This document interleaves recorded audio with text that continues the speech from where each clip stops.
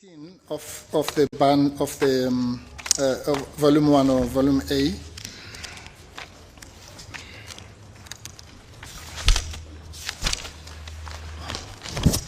Where we talk about the context.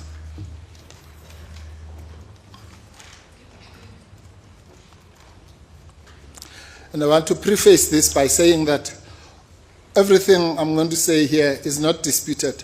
The only thing that's disputed, which is not important in what I'm going to say, is that the Zondo Commission did not produce any tangible results. Otherwise, all this is effectively a common cause. This is what it says in the affidavit of Dr. Hlophe. If true, these allegations, which include the judiciary for the first time, represent unprecedented levels of real state capture.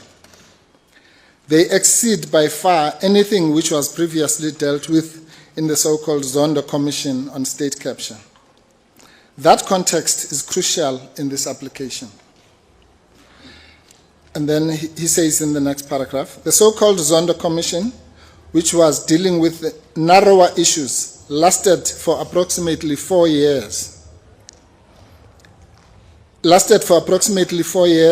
And cost the taxpayer an estimated 1 to 2 billion rand with no tangible benefits. And that's so we can write that off because that's disputed. We'll deal with it later.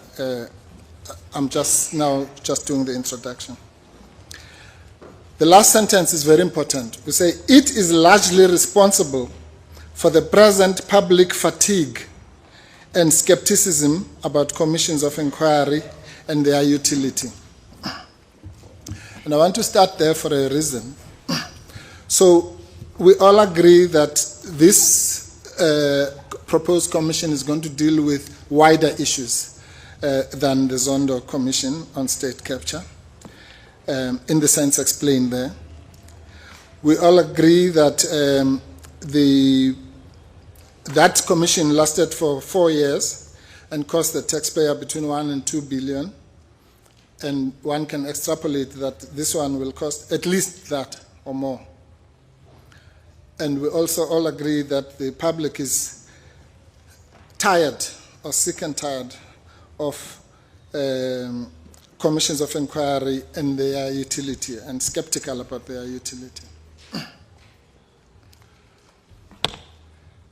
The reason I'm starting there is because this is the backdrop against which the decisions, the impugned decisions, have been taken. The purported reason, actually the only reason given in the announcement made by the President for placing Minister Mpofu on leave, was to make the commission to be more effective, or words to that effect. I'll come to that in detail right now. And a generous interpretation of the leave of absence decision would be that, because we asked the rhetorical question, leave of absence pending what? And supposedly the most generous answer that one could give is that it's pending the commission. So the commission becomes central. Now, we would like to then move on to the issue of, which is going to be central to this matter. That's the issue of the leave of absence. Why is that central? Remember the issue about the interplay between the decisions. So that decision is central in the sense that in relation to the acting minister stroke Kachalia decision, it is purportedly, well, put it this way, there would have been no need to appoint acting minister Kachalia if the leave of absence decision had not had not been taken. Or, to put it differently, had that decision not been taken, then the president would have been free to appoint Professor Kachelia as a minister. That's self-evident.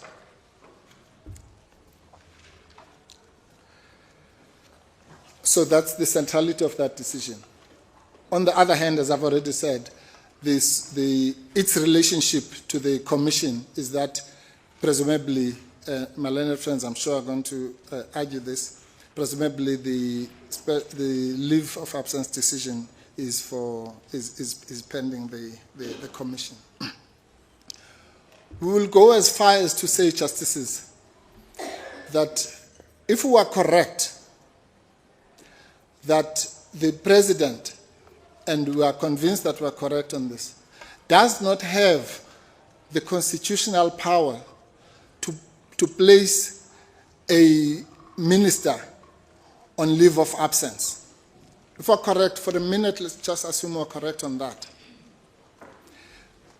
If we're correct on that, then the question as to whether that decision, once it was taken, was rational or not rational, does not even arise.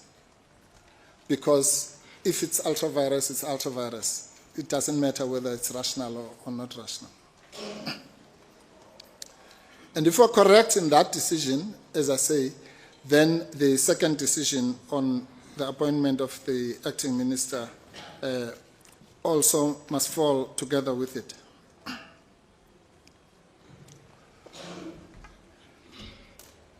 Now, that is the canvas against which we're going to approach this matter. The next point which I'd like to highlight is that obviously at the back of all this is legality. But we are going to talk about legality in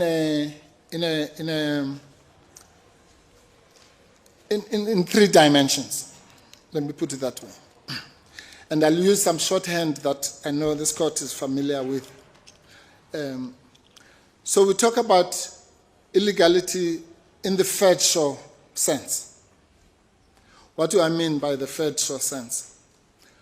And I'm paraphrasing. We all know that the third shore decision is a pivotal decision which says that the executive, including the president, or any functionary for that matter, may only exercise powers conferred on them by the Constitution or legislation, or by law. Once you stray outside of what is conferred on you by law, in other words, unlike a human being, you can't just do what you think is right or what looks, you must do that which you are empowered to do. And then there's legality in what we call the Albert sense. And that is the rationality, the standard of rationality, which says that there must be a connection between the means and the ends. And all the cases, pharmaceutical, Albert, and so on. Then there's an area of legality which is probably neglected, which was articulated, I think it's paragraph 3 of the Law Society case, Law Society versus the President, which says that a fatally tainted process renders the decision irrational. And this is what is said in that paragraph. Our president is never at large to exercise power that has not been duly assigned. So that's a rehash of the Fetcher statement. And then Mogoeng CJ went on to say, crucially, public power must always be exercised within constitutional bounds and in the best interests of all our people. Always we talk about this rationality in these dry technical terms. But that qualification, that for it to be rational, it must also be in the best interest of our people, is often forgotten. And in the context of this case, that raises a few rhetorical questions. Is it in the best interest of our people that we have yet another multi-billion commission which may or may not yield any outcomes? So that, as I will demonstrate, the community and the public can be sanitized and numbed into forgetting. By the time the commission report comes in 3-4 years' time, everyone would have forgotten what the issues are. Is that in the best interest of our people? Is it in the best interest of our people to have 2 ministers holding effectively the same portfolio, being paid over the next 3-4 years, 2 salaries, one sitting at home doing nothing, the other one acting in his place?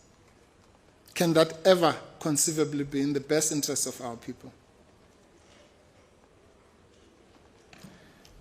And more closer to home, is it in the best interest of the people to have the president doing all these maneuvers of this one is acting, this one is now acting in the place of the one who's acting, to the extent that as we're standing here now, we have 3 ministers of police. One in his absence, in the leave of absence, the other one acting in the place of the acting one. Can that ever conceivably be in the best interest of our people? That's what the people want? On top of the already bloated cabinet that is already there. And is it in the best interest to treat the same situations differently? And I'm being generous here. To know, one day, as the decision maker, that you are at large to dismiss a Deputy Minister Whitfield for merely going overseas without permission, assume that is such a bad thing. But the following day, you don't know that. Suddenly you say, no, I can't. How could I ever dismiss a minister on untested allegations? Is that in the best interest that a person given so much power as a president, and this court explained in the EFF1 case, the enormous power that is wielded by a president in South Africa, that a person with that much power should be allowed to do that, to amplify that power illegally, as we are going to demonstrate.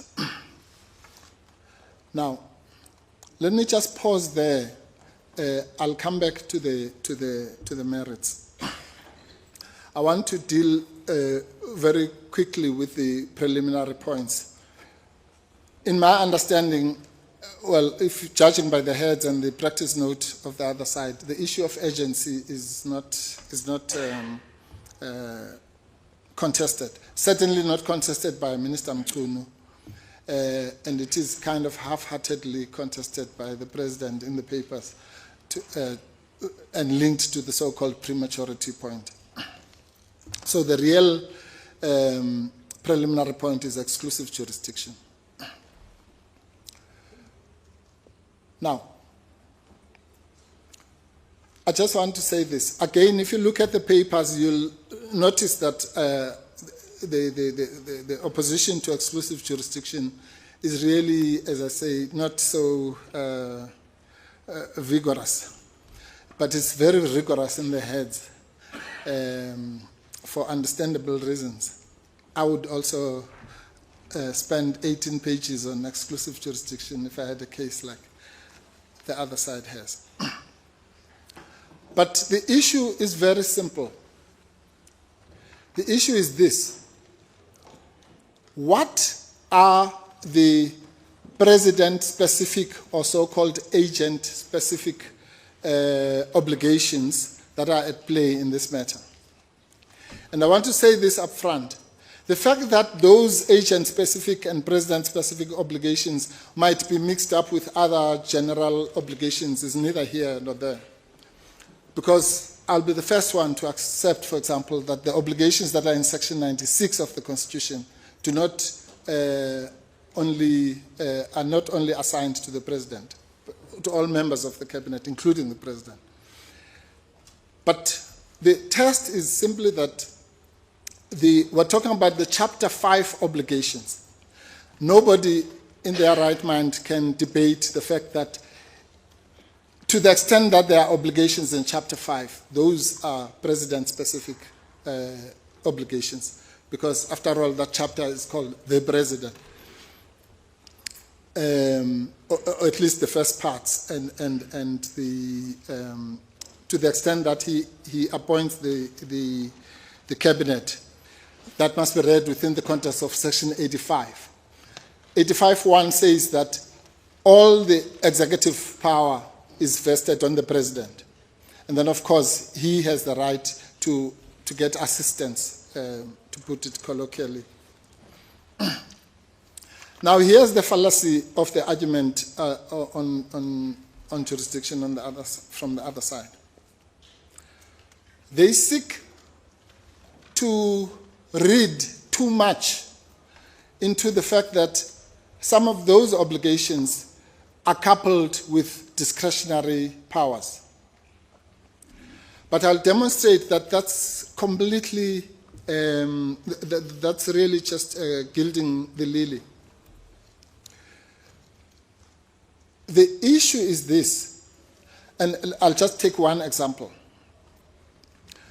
So the power says you may dismiss. No, let me take the Section 98 example.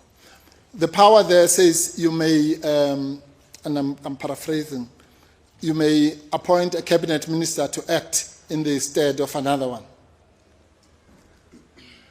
Now, the other side would like us to believe that because that power is expressed as you may assign those powers to the acting, therefore, well, that's the end of it. That means it's a discretionary power. There's no obligation or duty. But that's fallacious logic.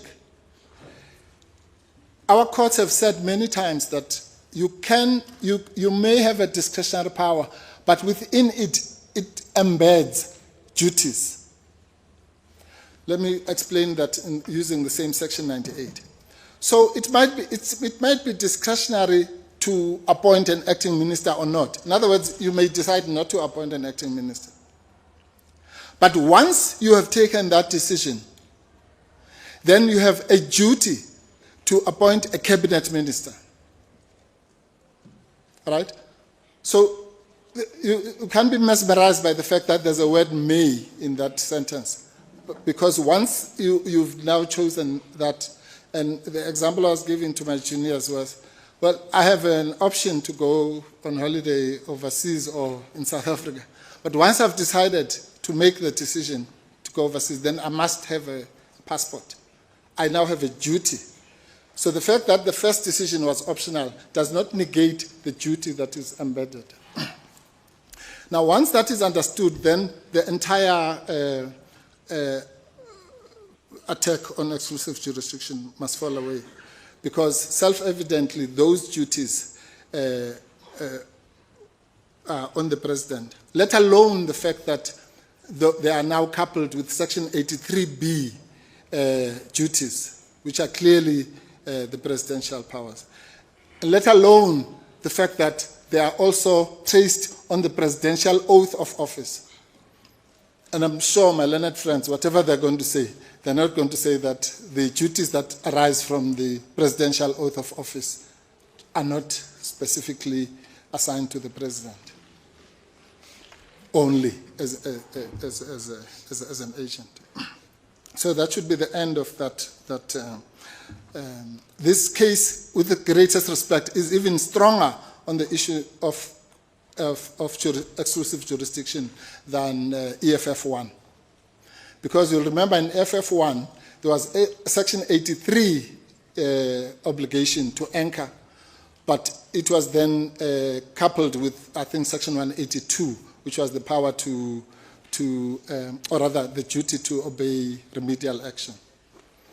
So in a way, you had two weak rights combining to give exclusive jurisdiction. Here you have two strong rights emanating from 83, rights emanating from 92, rights emanating from 98, rather duties or obligations from 98, and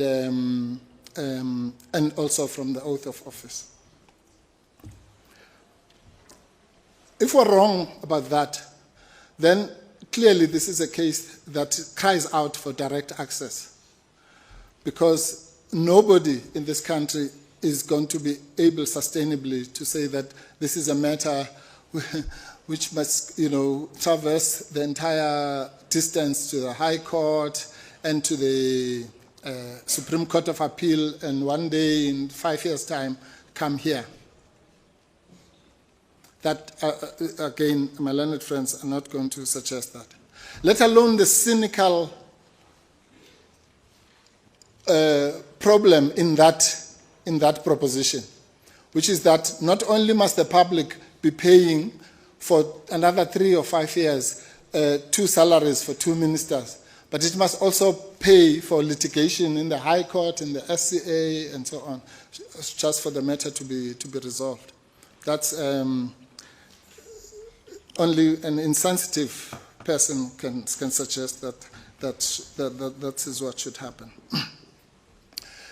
So before my free time is gone, I want to go back to the issues on the merits, and I'm going to, as crisply as possible, just outline on each topic what we say are the constitutional problems. Topic 1 is the leave of absence. As far as the leave of absence is concerned, justices, we say the following. As I've already said, the president does not have the power to place a minister on leave of absence. Full stop. All the parties, fortunately, agree that there is no such express power, that nobody has to go there. So the best case for the other side would be to rely on some kind of implied power, because we all agree that it's not there. If it was, we would all see it.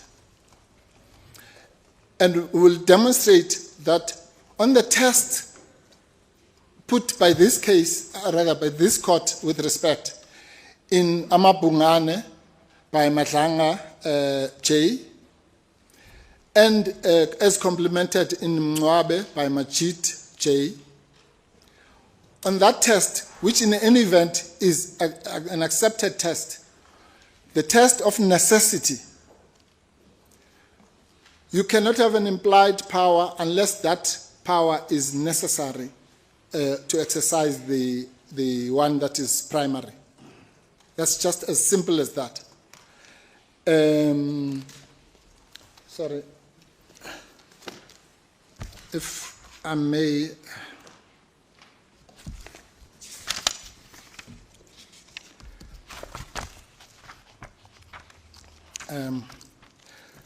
just express that proposition.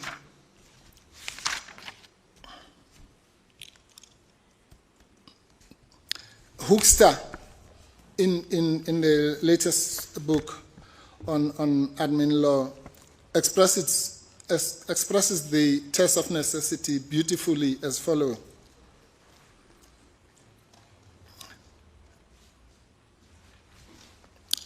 Starts by re-expressing virtue. It's consonant with the principle that repositories of power can only exercise such power as has been conferred on them by law. Implied powers may, however, be ancillary to the express power or exist as a necessary, and that's where the test is, or reasonable consequence of the express power. And this is the beautiful example she gives.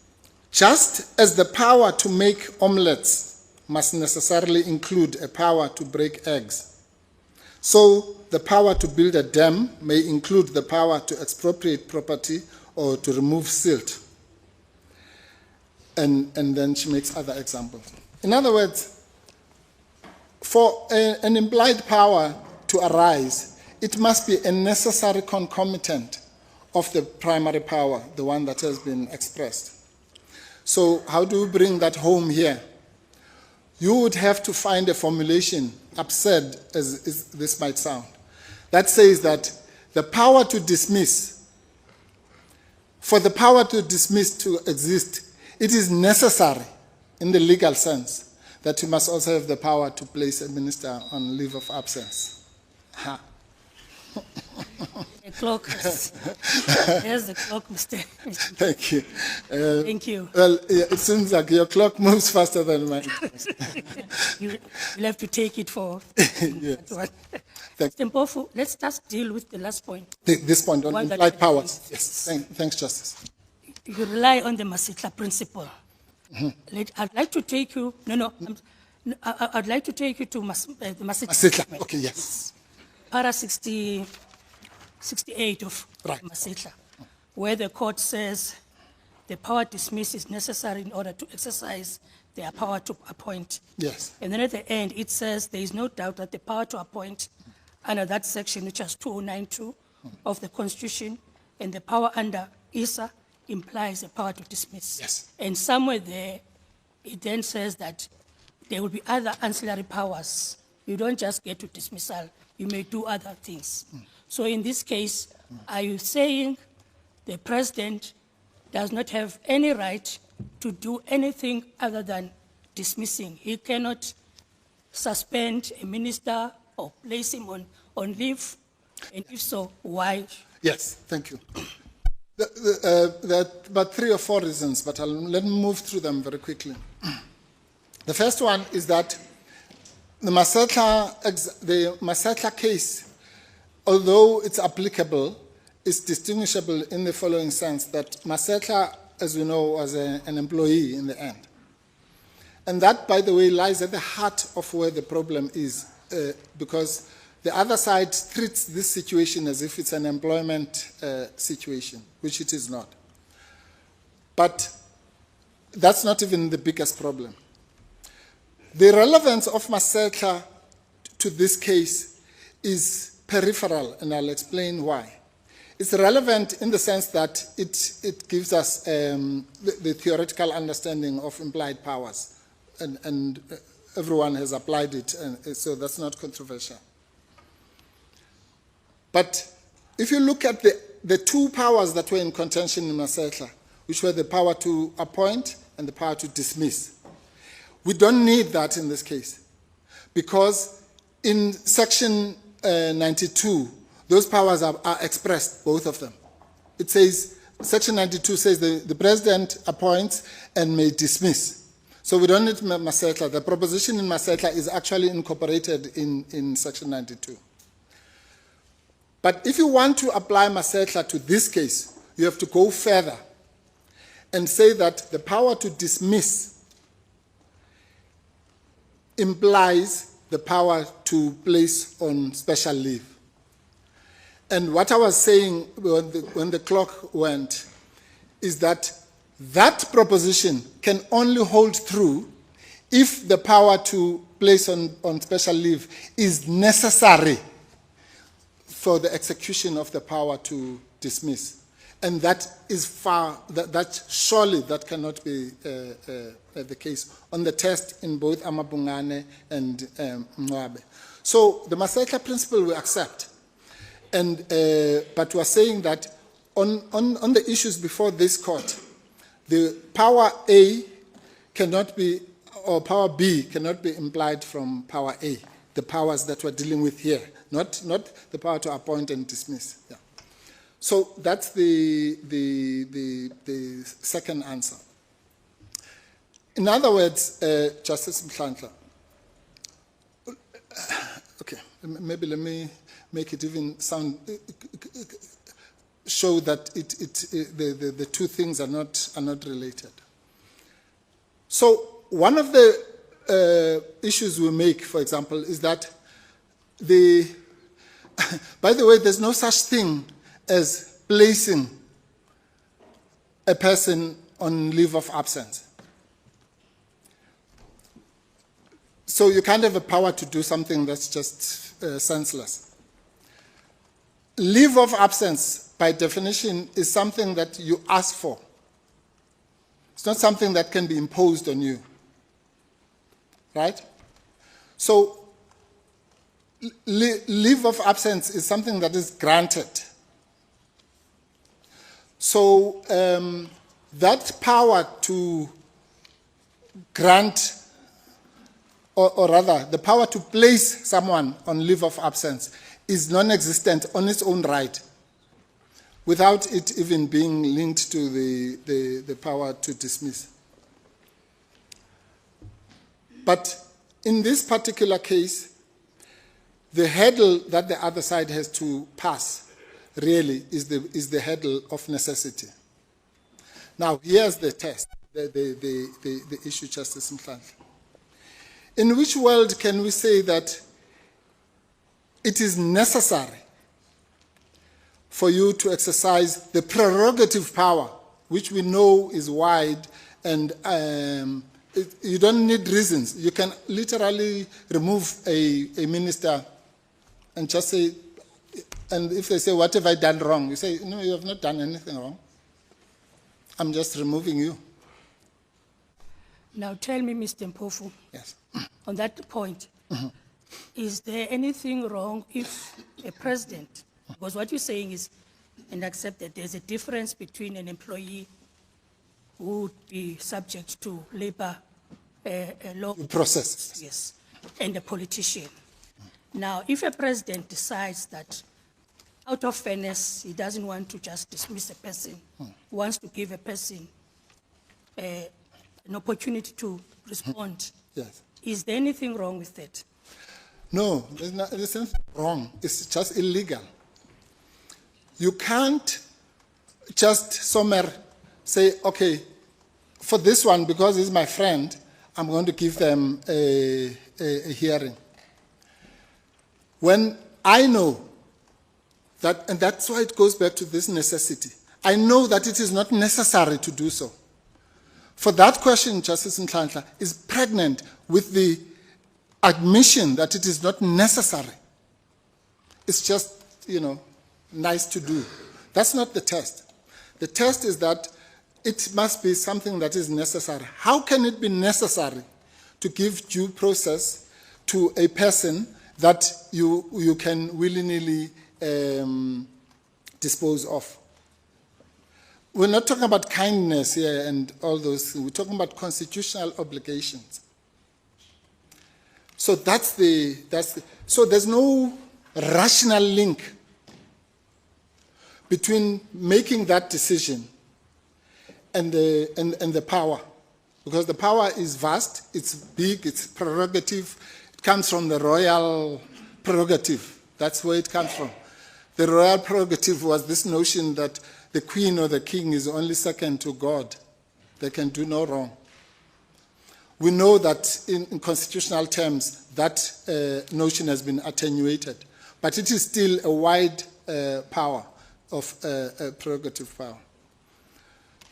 So one cannot just say, is there anything wrong, in the general sense? Well, I mean, if there's a stipulation, let's say, Justice Mpofu, that says you must answer, I'm putting charges to you and you must give it to me in 7 days. And out of the kindness of my heart, I say, I'm giving you 30 days. I can't say it's wrong. But is it necessary? No. Sorry, Justice. Yeah, it looks like you wanted to follow up. Well, I'm carrying on with my questions. Yes. Yes. No. Okay. No. The only point I want to make here is that if as we strongly contend, the the implied power reliance, which is based on the test of necessity, if we are correct on that, then that's the end of it as far as the legality is concerned.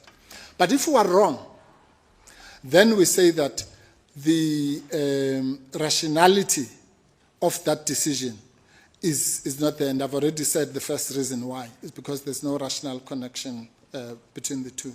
The second reason was the other one I mentioned earlier, which is that in any event, you can't place somebody on so no law, no constitution in the world can empower you to do something that is illogical, such as placing forcing someone to do something that they should be asking you for. That just should be self-evident. So that's on that point. That's okay. On the next point is on the appointment of the professor. Yes. Acting minister. Yes. Let's just unpack that. There's this argument on behalf of the first respondent that the challenge is premature. Yes. Because in terms of Section 101, any decision by the president must be in writing. And that has not yet been. He made the announcement on the 13th of July. But the actual appointment, from my understanding, it's still yet to be made. Yeah. If you can just deal with Address me, that, yes. And also address, my understanding of the section is that only a cabinet minister may be appointed as an acting minister. Correct. Now, in this case, what do we have? Yes, thank you. With respect, Justice Mhlantla, I'm not going to spend a lot of time on this because with the greatest respect to my learned friends, this is, I don't understand what the defense is here. So quite frankly, there's no defense. But to the extent that it is attempted, I'll use your questions. And the reason why I say there's no defense is because, my learned friends, we point out in our papers that, as you correctly say in your second question, you can't. That's why I was saying you have a duty. Once you've made the decision to have an acting minister, then you have a duty, according to Section 98, to put a cabinet minister.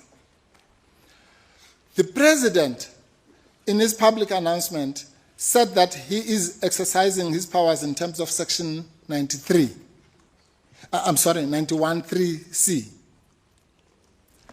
That alone should tell you that there's a lot wrong with this picture. He doesn't even mention Section 98. Only in the answering affidavit, when they deal with that topic, what is the first paragraph? They talk about Section 98. So it's an afterthought. What that shows is that when the decision was being made, he was doing it under Section 91(3)(c), which we all agree entitles him to appoint a minister, or rather a minister who's an outsider, quote unquote. In other words, not a member of the National Assembly. No, nobody is quibbling with that. The problem with this president is he literally wants to do what is called, you want to have your cake and eat it too. So he wants to appoint Professor Kachalia, but he wants to save Minister Mchunu and not dismiss him.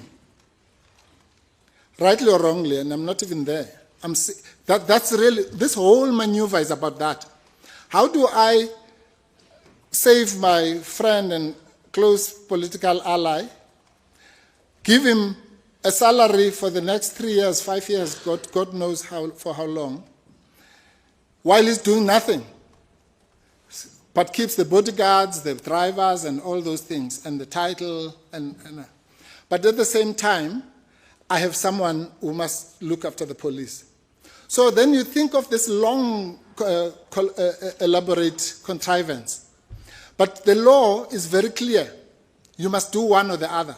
If you want Professor Kachalia, then you must dismiss Professor Professor, yeah, maybe,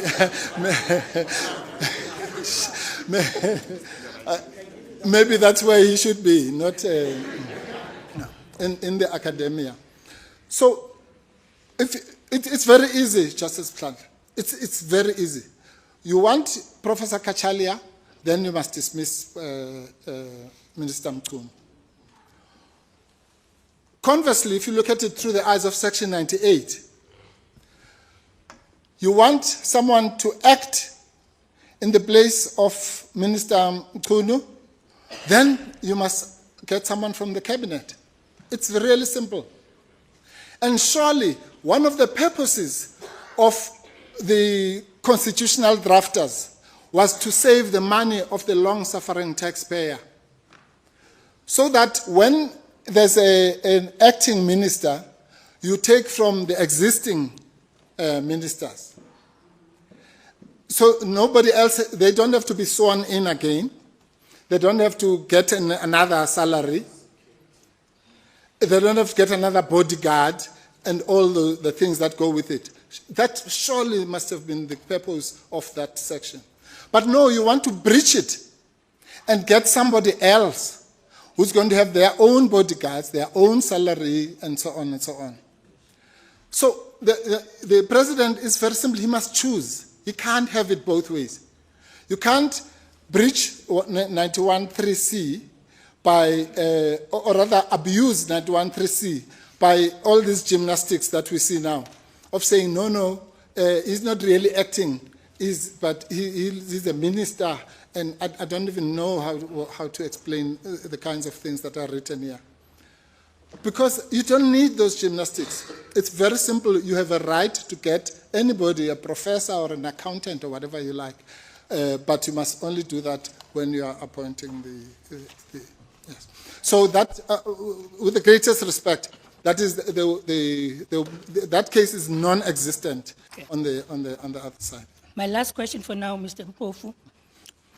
Could he have maybe, in order to comply with Section 91.3c, yes, when he was making the appointment, the announcement said, I'm appointing Professor Ashalia as a minister, and I'm allowed in terms of Section 91.3c to appoint someone from outside as a minister.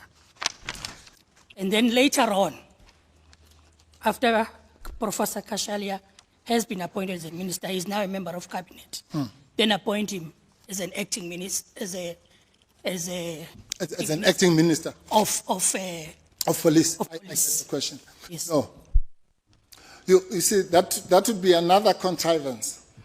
Because remember, Section 92.1 says that the president appoints deputy, 91.2, sorry, appoints deputy and president and ministers, assigns their powers and functions, and may dismiss them. Let's put aside the issue of dismissing for now. So you can't have what in Britain is called minister without portfolio. We don't have that regime because of that section. And in the course of the gymnastics, this was tried in the public domain, but it was soon abandoned wisely.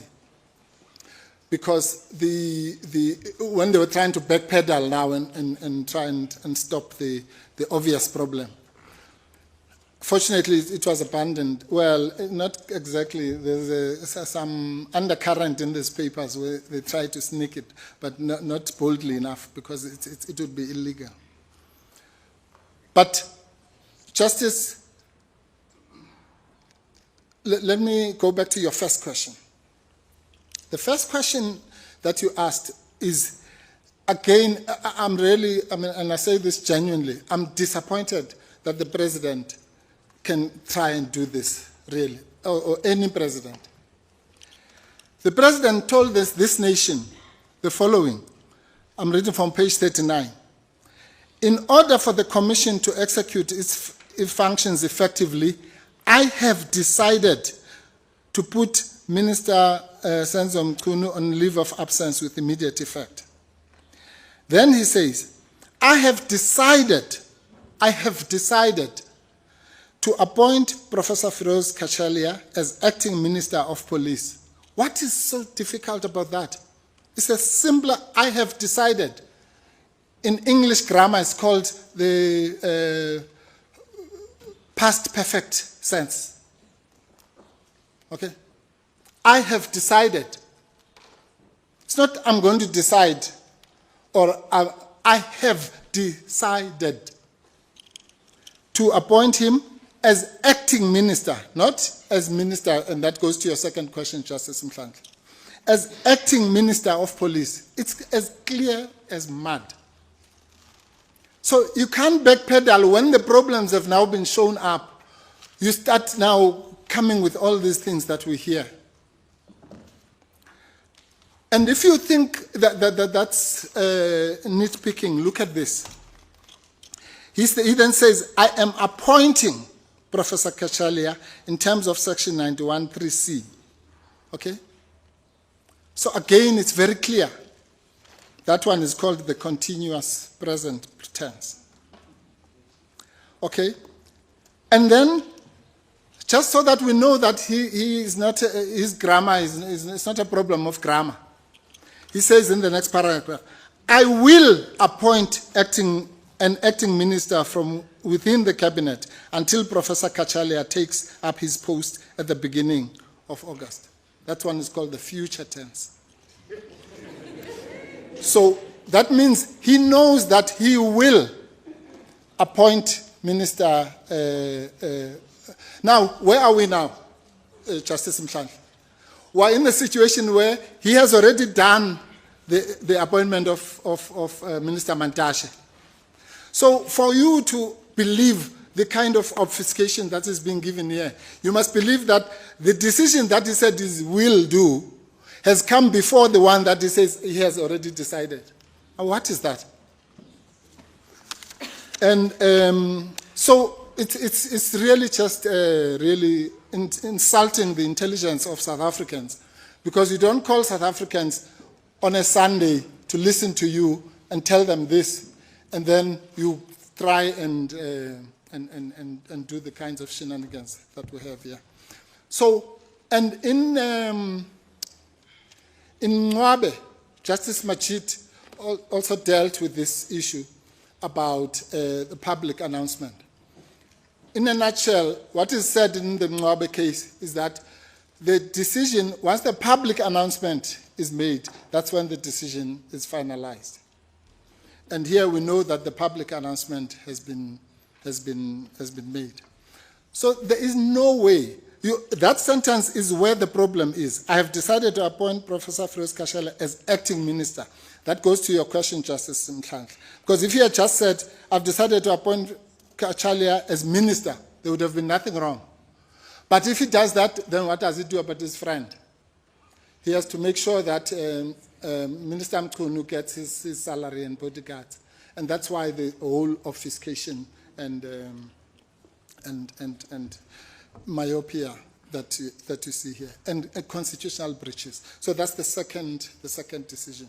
As I say, we don't need to spend time. That one is self-evidently just illegal, irrational, not empowered, ultra-virus, whatever and not in the interest of our people. So it covers it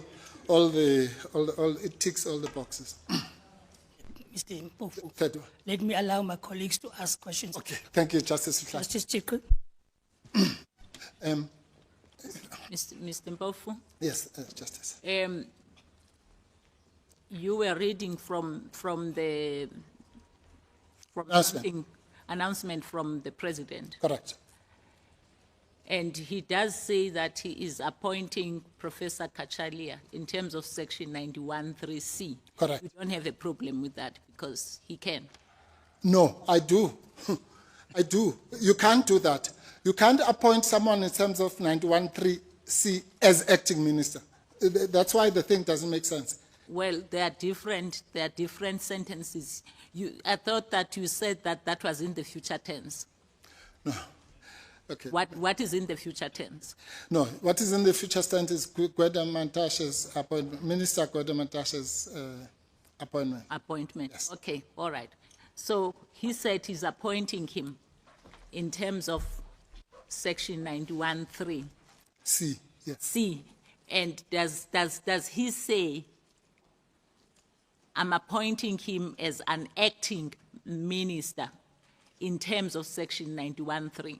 Yes, that's what he's saying, Justice Chief. Can Let's say, can it you says read it? one, Can you two- read it? Oh, sorry, okay. Please read it for me. Yes, okay. Sentence 1, 2, 3, 4, 5. Yeah. Start with that one. Yes. I have decided to appoint Professor Firoz Kachalia as acting Minister of Police. Simple. Ends there, yes. Yes. And then the Next, reference, yes. then the reference to section 91(3). Yes, but then he says, in the same breath, I am appointing Not Professor in the Kachalia in terms of section 91(3)(c) of the Constitution, which empowers the President to select no more than 2 ministers, not acting ministers, from outside the National Assembly. In Yes, other words, I want us to take it step by step because the Yes. reference to 91(3), yes, he doesn't say as an acting minister in terms of section 91(3). So that one is a standalone sentence that is appointing him in terms of section 91(3)(c). outside of what he just said a minute ago. Yes, no. I understand. I'm saying there are 2 sentences.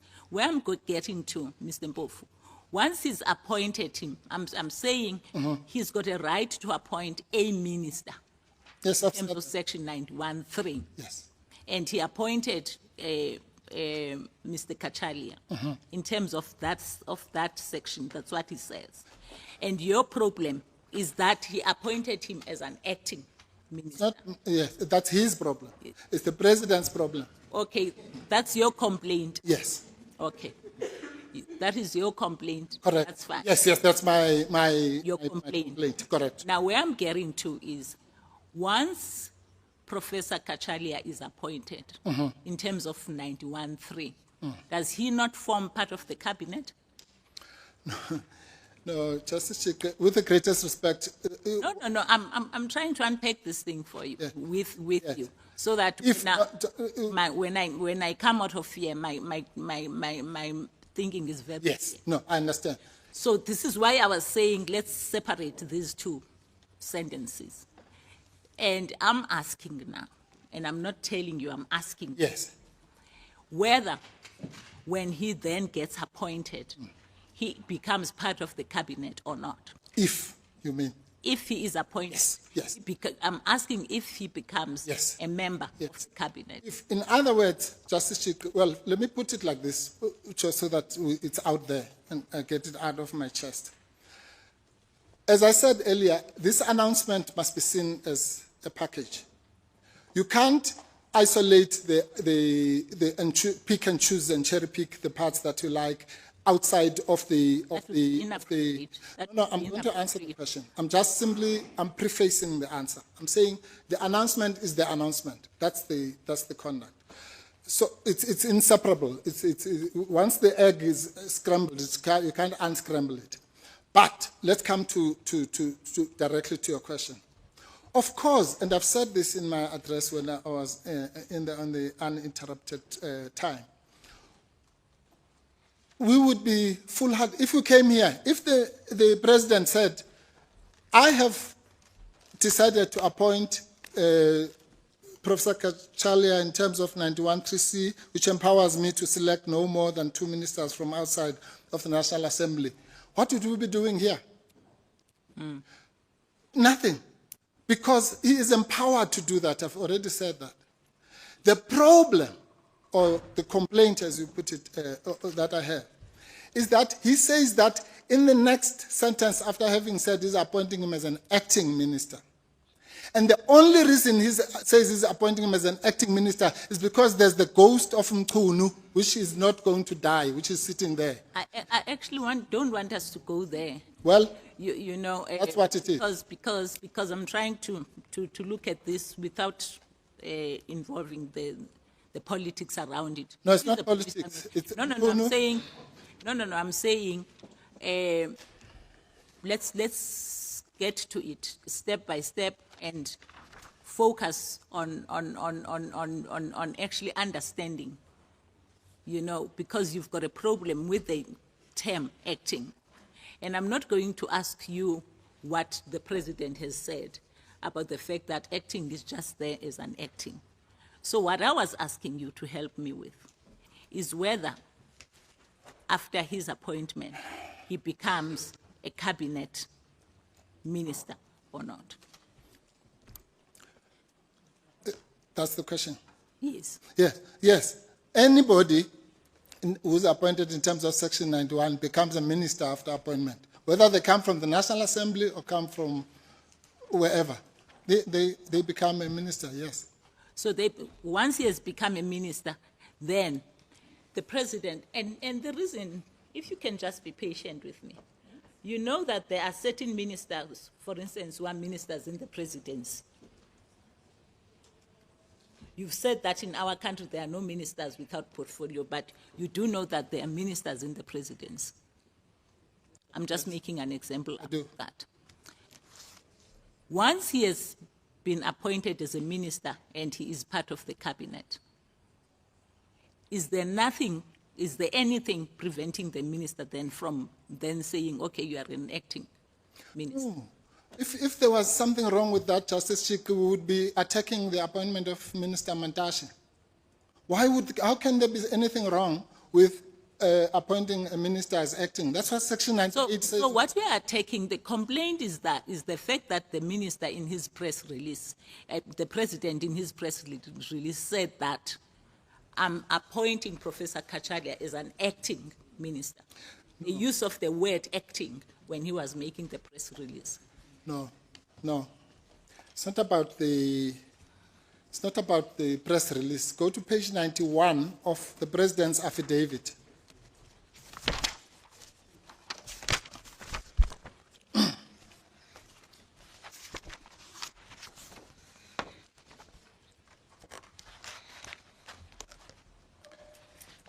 Paragraph 57.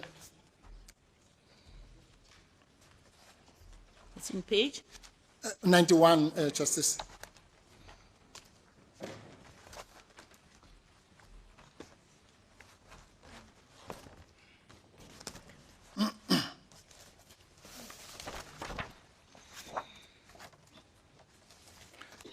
Paragraph 57, the president says, long after the announcement, last week, I have outlined the above reasons why, given the nature of seriousness of allegations against Minister Mchunu, which that's what it is, it's not politics.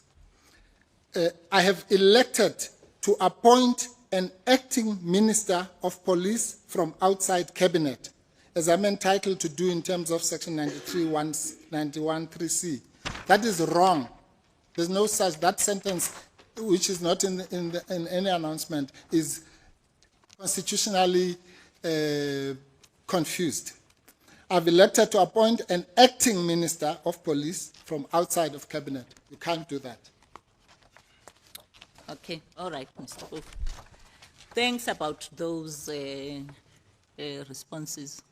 Even though I can read from your body language, you are irritated with me. No, I'm not. Can you both take a deep breath? I'm very happy with you, Justice Chiku. Can you both take a deep breath and proceed? Okay. No, I'm not. I really am not.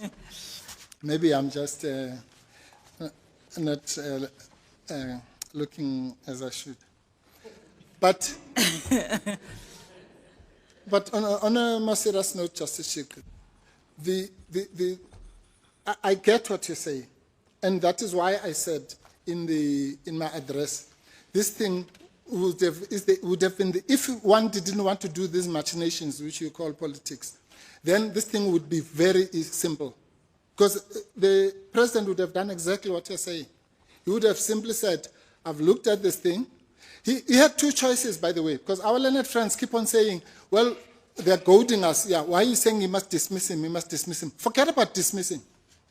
He had a choice to retain him. He could have said, "I don't care what Mkhwanazi is saying. I'm retaining him." But once you decide to retain him, then obviously you then can't have someone acting in his place. Or he could have dismissed him. And had he dismissed him, then what you're saying would apply. It would have been... Let's move to another point. Yes. Perhaps this will also need some kind of a patience so that you can explain this to me. Yes. I'm looking at the Constitution concerning exclusive jurisdiction. Right. And in my thinking, I'm saying the complaint concerns the exercise of a power and how the president has exercised the power. And yet the Constitution talks about failure to fulfill a constitutional duty. So what's this constitutional duty that he has failed? Okay. Because I thought that the complaint is that he established a commission of inquiry and he put Minister Mchunu on special leave, and you disagree with that. You disagree with the fact that he adopted that approach. You disagree with the fact that he appointed a commission of inquiry. And then the third one was the appointment of Professor Kachalia as an acting, as an acting minister instead of just being a minister. So now I'm grappling with what is the constitutional duty that he has failed. All right. To Thank fulfill. you. Thank you, Justice Schick. Okay. What was said in the EFF1 case, and my vote counts, and all the other cases, is that the failure, and that's in any event a reflection of 167(4)(e). Once the complaint is the failure of the, remember, sorry, I'm sorry to do this, but let's start from the beginning. According to Gaba, this court said, when you are looking at jurisdiction, you look at the pleadings, what is alleged. Whether we're going to win or not, that's a different matter. But what has been pleaded, okay? So what has been pleaded in this case is that in doing all these things, and I'm not going to count all of them, the president failed to uphold the Constitution in terms of Section 83B, okay? Now we know from EFF1 that that is not enough, because otherwise it would mean every time the president does something, you say he failed to do, to uphold the Constitution and so on. So there are, what shall we call it, limiting mechanisms which say that that broad power in 83 must be coupled with a specific, agent-specific presidential power, right? What, therefore, are the agent-specific powers that are at play here? I've already made the example again when I was doing my introduction, that just let's take the discussion that you and I were having.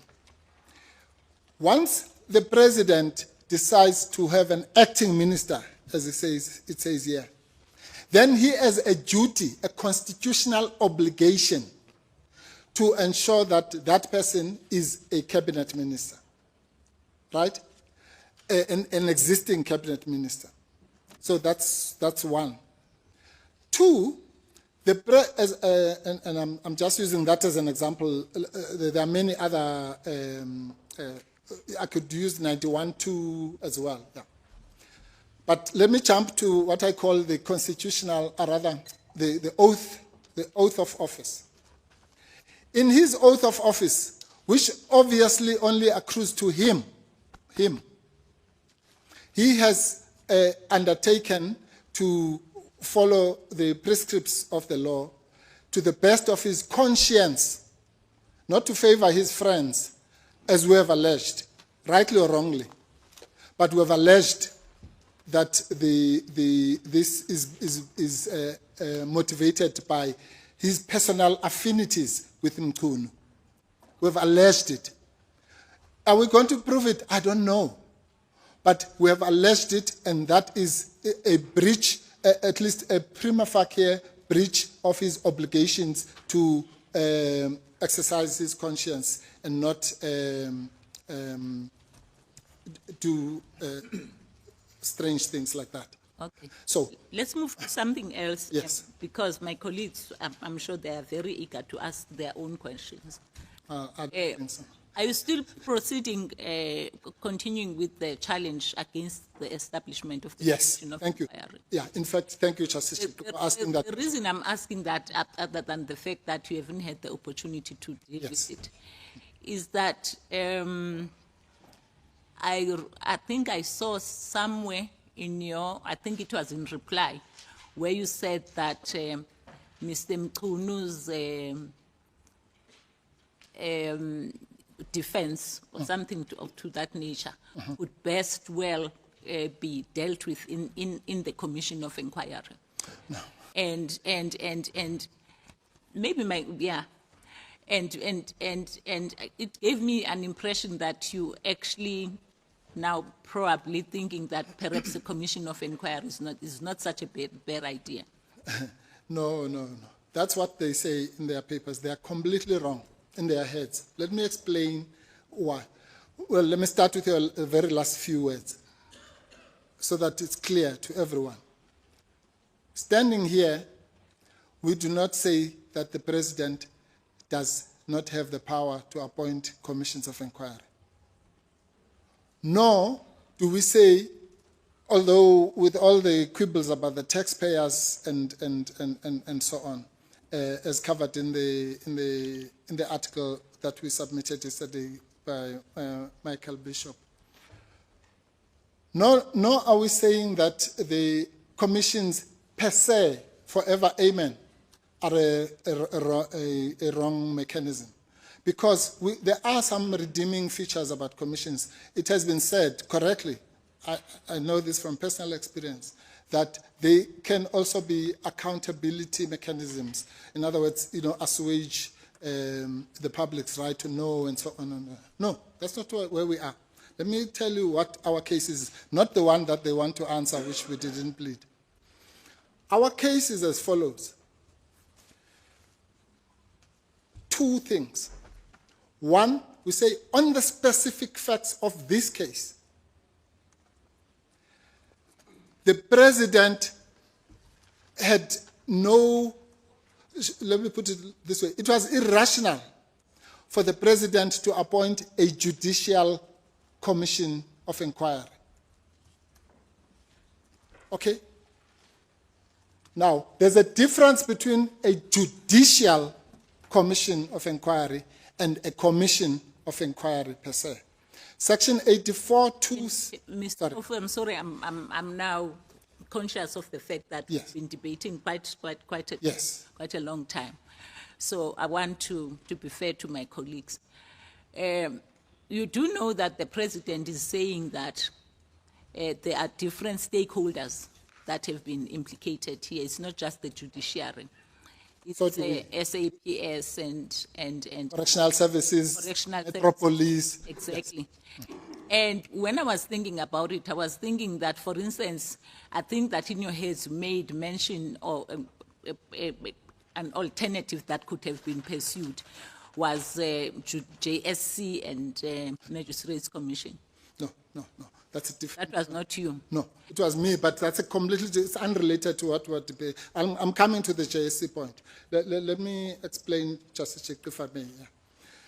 What the JSC point is a different one about usurping the powers of the JSC. I'll come to that. No, I'm actually not on that point as well. I'm simply saying, as an alternative, I didn't think that the JSC and the Magistrates Commission would be the suitable. No, she never said that. You never said they could be the suitable option. No. Okay, all right. Okay. Continue. So this is what we are saying. We are saying that, Justice Chick, let me make this graphic for you. We say on the facts of this case, for the first time in South Africa, a Lieutenant General says that after police investigations, they have found that the judiciary is involved in crime and corruption and all the things, the sordid things that Justice Kwanazi. And the President's take on that is that it's highly unlikely that they would implicate judges of this court, because criminal cases starts at the magistrates' court at a lower level, and then perhaps the high courts. No. And then he says that when he decided to speak to the Chief Justice, he had this in mind, that at least this court would not have been dealing with matters pertaining to criminal investigations and all of that. Firstly, the president never said that. That when he spoke to the Chief Justice, he had in mind that, he said he spoke to the Chief Justice about the identification of the judge. So he never said that. Let's be fair to him. Yeah. In his heads of arguments, what does he say? No. He says the following, which is an afterthought. It's what we call ex post facto rationalization. He now says that in any event, Justice Madlanga would be untainted by the accusation, by the Mkhwanazi accusations, because of what you've just said. Because criminal cases start in the magistrate. But so what? Criminal cases also come here. But Mr. Mpofu, you know, you separating what he said in the affidavit and in his heads and all of that, it just gives me problems, because I'm trying to summarize what his version is. Well, I'm afraid, Justice Chick, if I'm not allowed to correct what you are saying. No, you are allowed. The president did not say that You are allowed. Yeah, he never, I can assure you now, I've read these papers 1,000 times. The president of South Africa has never said that when he spoke to the Chief Justice, he did so because of that other thing that he says about the constitutional court cases. He never said that, to be fair to the president. So I was simply trying to explain that. If it's here, someone else will show it to me. But it is not here. The president says two things. He says, in identifying the judge, so I spoke to the Chief Justice to ensure what he calls the legitimacy and gravity of the commission, and therefore we agreed on the acting Deputy Chief Justice. He says that. In a different place, when he's now talking about the fact that Lieutenant General Mkhwanazi implicated the judiciary, he then says, well, in any event, I am of the view, I'm reliably informed, something like that, that the constitutional court judges could not be covered in the he says, this is at page 81. There is no suggestion by Lieutenant General Mkhwanazi of any impropriety at the level of the justices of the Constitutional Court. The allegations implicating members of the judiciary pertain to criminal proceedings. Where he gets that is I don't even know where he gets that. And then here's the part. As far as I have been able to ascertain, that's the expression I was looking for. As far as I have been able to ascertain, none of the proceedings to which the allegations relate was ever referred to the Constitutional Court for adjudication. Well, this statement is fraught with illogicality. Firstly, but who is saying this, Mr.? It's the President of South Africa. Yes, and when I was engaging you, I was summarizing what was in the founding affidavit and what is in the heads. And I'm talking about a version here, and I'm not quoting verbatim. Okay, thank you. Yeah, you are right, Justice Chick. But the point I'm making is this. Let's look at it. Let's look at it on its terms. Let's look at it on its terms. Not worry about whether it was linked to the Chief Justice or not. Let's forget about that. Let's look at it now on its terms. At paragraph 27. I'm saying this thing is fraught. Yeah, it's fraught. Sorry. It's fraught with illogicality, Justice Chick, as follows. You can't come for the first time in your answering affidavit and say that there's no suggestion in Lieutenant General Mkhwanazi of any impropriety at the level of the justices of the Constitutional Court. Where does that come from? Justice Madlanga, who's part of the judiciary, all Lieutenant General Mkhwanazi said was, he never said judges in the magistrate court, in the high court, in the SCA, in what he said, the judiciary as an institution is implicated in drug dealing, in the cartels, in the money laundering or whatever the things. Now, let me say this very clear. I am sitting here, now I'm speaking for myself. I do not believe that those allegations, cover the entire judiciary at West. It would be ridiculous. But that's not the point. The point is this, Justice Chick. The institution, and the President uses that word, by the way, in his announcement, or rather in the terms of reference. The institutions that have been accused include the judiciary. Now picture this, Justice Chick, in your own mind. We are in a court of law. Complainant is Lieutenant General Mkhwanazi. And he says, the accused are the Metro Police, the judiciary, the correctional services, politicians, and so on. They're lining up here. And you then say, one of the accused must go and be the judge. Oh, sorry. Okay. You look like Mr. an Mpofu, accused. for now, let me allow my colleagues, let me allow my other colleagues to pose their questions. If there's a burning question, I feel Yes. I need to ask you. Maybe then, Justice Chick. I'll ask that. Yes, thank you. Can I just take advantage of the fact that we touched on the JSC thing so that I just complete that point? Yes. So the point about the Nemo Udex, which is an obvious principle of our law, that you can't be the judge in your own way, you can't be an accused and you can't be a referee and a player, as people would say in the street. It's a simple concept of law. So that's the first thing. But we then go further and we say that in any event, even if this was not even if this was a non-judicial commission, so to speak, and we know we've had those. We had the TRC had a bishop as a chair. The Muarane Commission had an advocate as a chair, and so on. So there's nothing that compels the president to have a judge. But we say even if this was we say even if this was a non-judicial commission, it would be problematic for a second reason, which is that you would be imbuing that commission. Let's, for argument's sake, call it now the Muarane Commission, not the Matlanga Commission.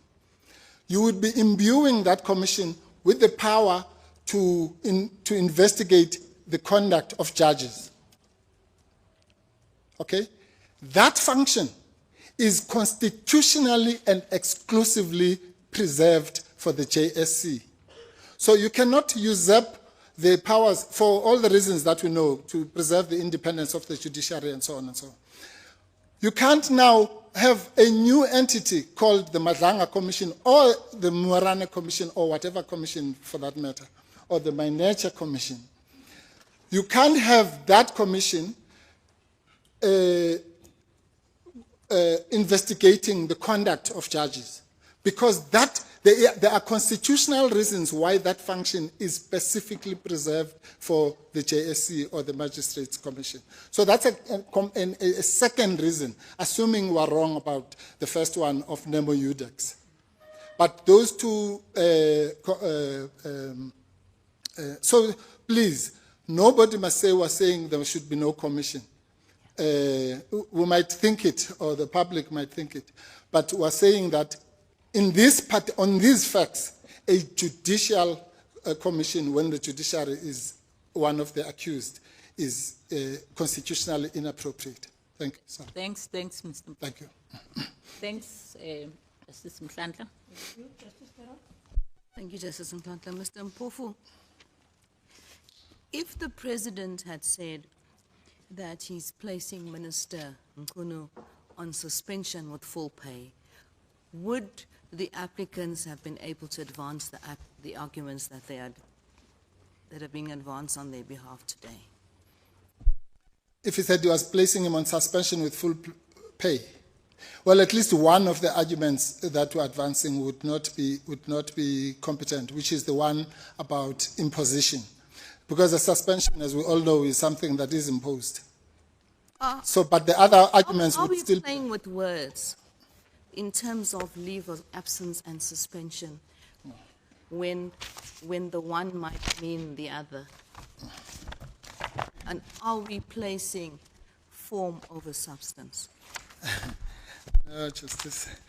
You see, the president. Let me, and again, since I was listing disappointments, this is another disappointment, because the president seeks to mislead the court by creating, to justify that by pointing to the Zweli Mkhize example. And he says under oath that he placed. Mr. Mpofu, I'm very mindful of time. My question is a simple one. Are we placing more emphasis on form over substance? Regardless of what the president may have said, the president may have used the words leave of absence. Are we here in this courtroom now, and we have to distill this matter, are we placing emphasis on form over substance? If we have to say leave of absence is this, it should have been suspension, or if the word suspension had been used, then some arguments would not have been advanced today. No, we're not, Justice Theron. Firstly, because I've answered you to say that some of those arguments apply to both. So why would it be form over substance? And I'm saying the one argument which would not be competent, which I concede would not be competent, is the one about the imposition. I'm isolating it to that, but I'm not, that doesn't mean all the other... Would the president, or does the president have the power to suspend a minister? No.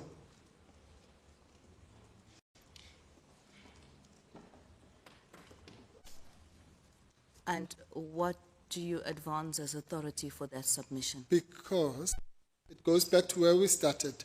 That power can only, since we all agree, all of us in the room agree that there's no express power. That can only be found on implied powers. Okay? So there are two reasons. When the Constitution wants to, when the Constitution wants to afford the president the power of suspension, it says so. It says so in section 177(3), I think.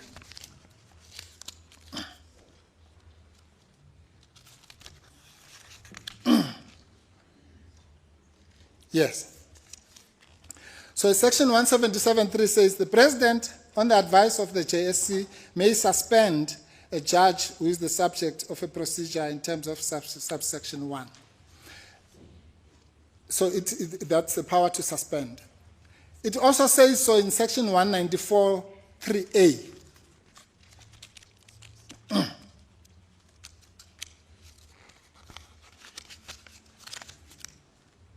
Section 194(3)(a) says the president may suspend a person from office at any time after the start of the proceedings of a committee of the National Assembly for the removal of that person.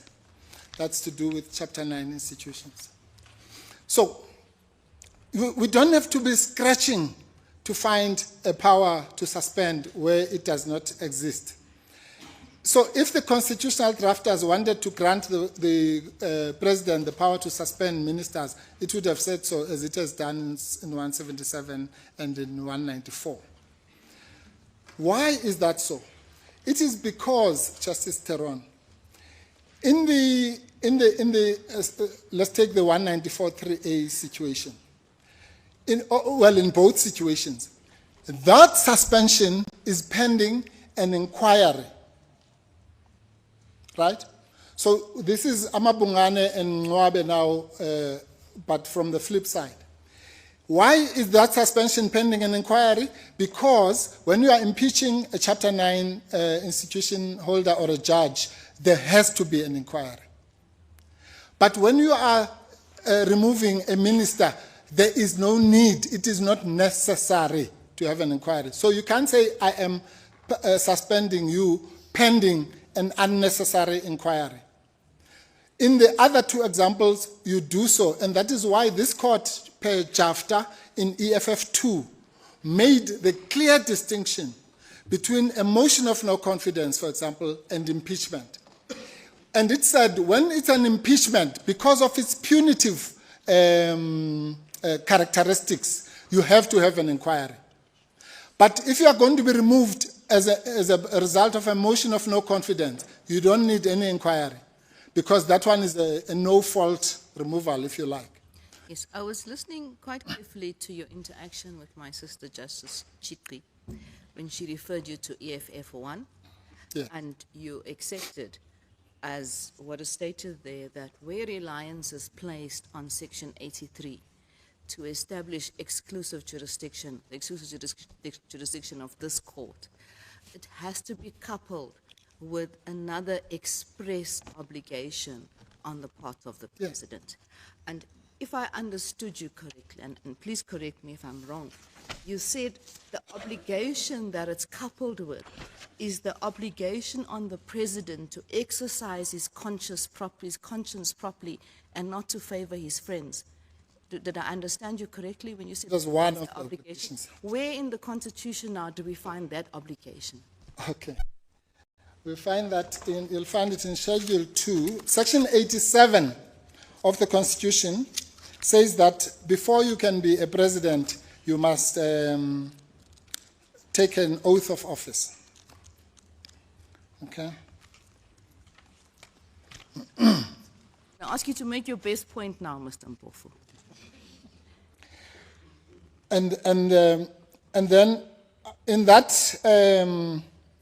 Schedule 2 oath, one of the things it says, and anyway, Justice Mogoeng made a point about this in FF1, that the president is the only person in this country. Are you referring to the minority judgment there? No, Which one? Justice Mogoeng, there was only one judgment. No, FF1. Yeah, yeah. it was The the unanimous judgment. There was no minority. So he made the point that the president is the only person who is required to take the oath in front of all of us. And when he was explaining. So Saying the obligation that the applicants are relying upon is found in the oath of office. yes, and this is the one. Not in any section of the Constitution. Sorry, I don't understand that. The oath is part of the Constitution. It comes from Section 87. Let's go to No Section 87. specific obligation. Yeah, Section 87.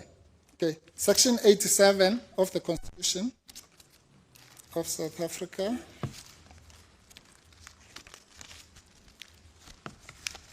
Which is also in Chapter 5. Looking for a specific obligation, Yes. Mr. Mpofu. Okay, I won't even preface. I will always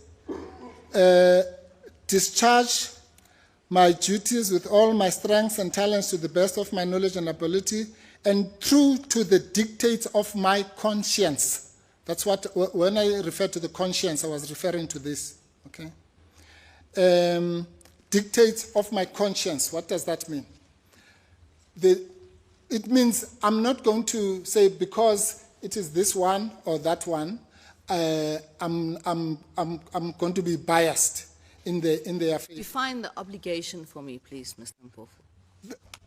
Act according to the dictates of your conscience is an obligation found in this book. Yes, it is. Finish my question. For please. that, Let me finish my question, please. for that leg, yeah.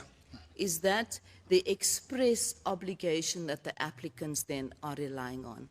The express obligation that has to be coupled with Section 83. I'm just trying to understand the It's one of them. What is the other?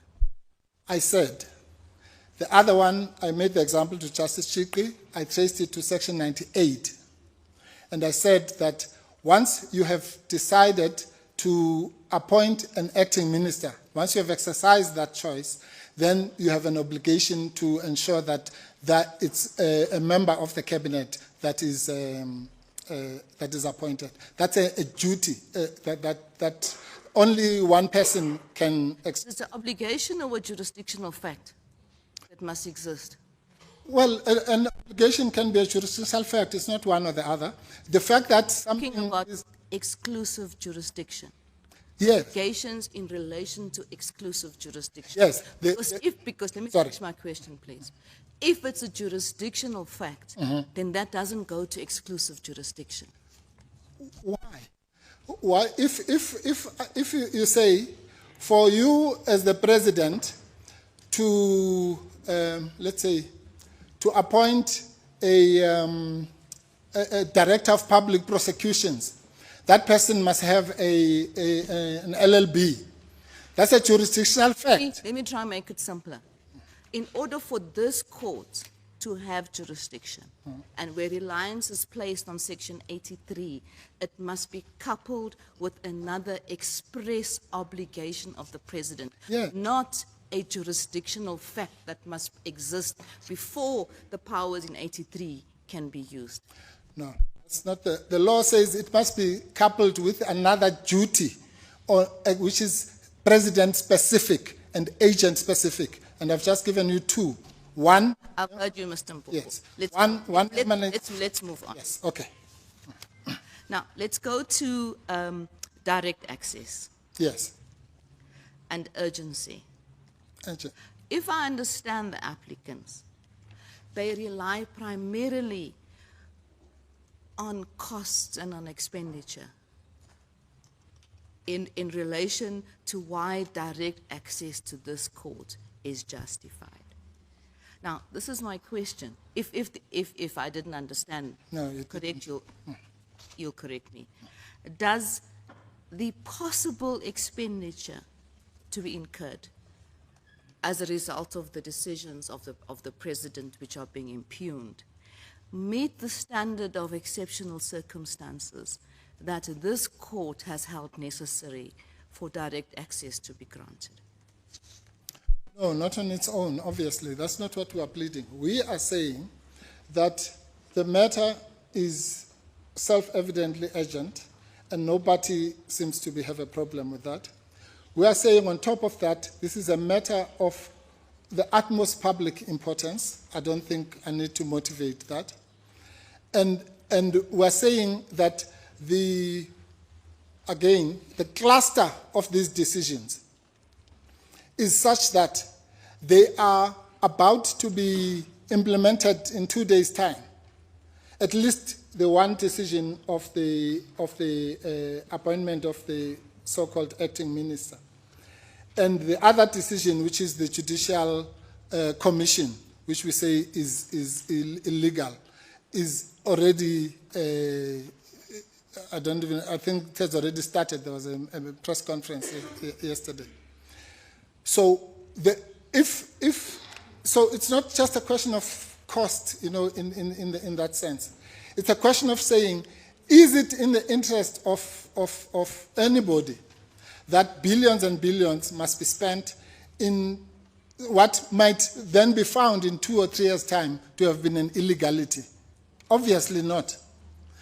Is it in the interest of the country or anybody that there should be an acting minister that we might find in 3 years' time was not properly appointed? Obviously not. And that's why it's urgent, because the implementation in the one case has already started, in the other cases in 48 hours. In relation to the applicant's claim for direct access, could the applicants have approached the High Court for interim relief in respect of the appointment of the acting minister, or in respect of the commission not starting its work immediately? No, because the issue about I'm not sure whether we're talking about exclusive jurisdiction or direct access. As far as direct, Let me make it clear. yeah, I'm dealing now with the claim for direct access. yes, okay, On the basis that there's no exclusive Yes, jurisdiction. yes. I'm dealing with the alternative Yes, claims alternative, yeah. that have been advanced by the applicants Yes. for them to approach this. yes. Well, then the question that doesn't make sense, because whenever you apply for direct access, you can. It doesn't mean you can't, because it's not exclusive jurisdiction. So every time you apply for direct access,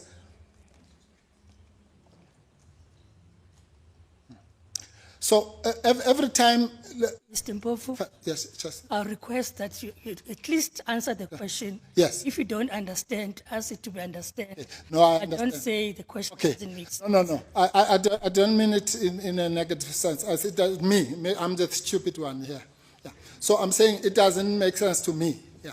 Because my understanding, Justice Teron, if you took it differently, I'm saying that every time, when you ask for direct access, it does not mean you can't go to the High Court, because that's a question of exclusive jurisdiction. It means you can go to the High Court, but you are asking this court for direct access for the reasons that we've gone through. So the question that says... My question is, Mr. Mpofu, why could the applicants not have gone to the High Court? Okay.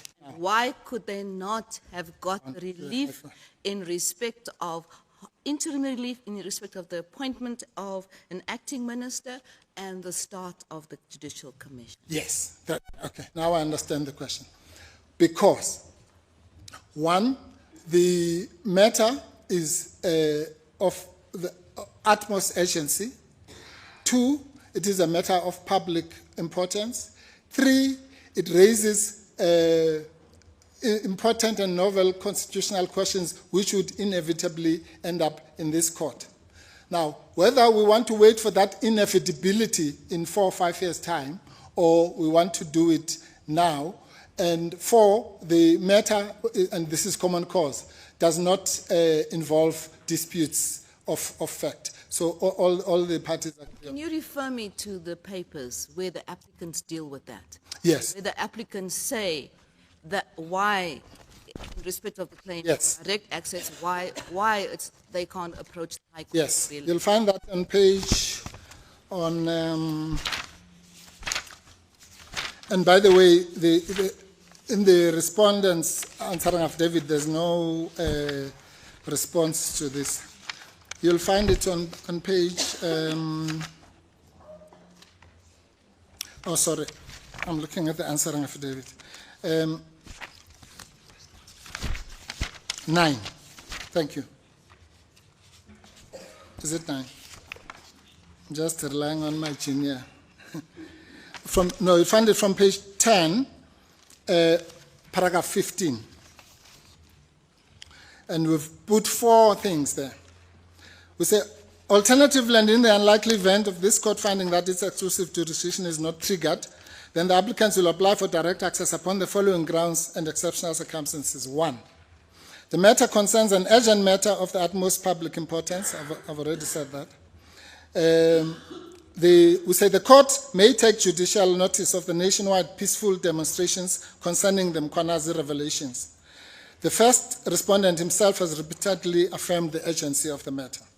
2, we say the matter concerns crisp constitutional issues, that's what I just said, with no need for adjudication of factual disputes. As demonstrated below, the prospects of success are overwhelming. 3, we say the very nature of the matter is such that no useful purpose will be served by taking the matter to the lower courts, which is allowed, as I explained earlier, before its inevitable referral to this court.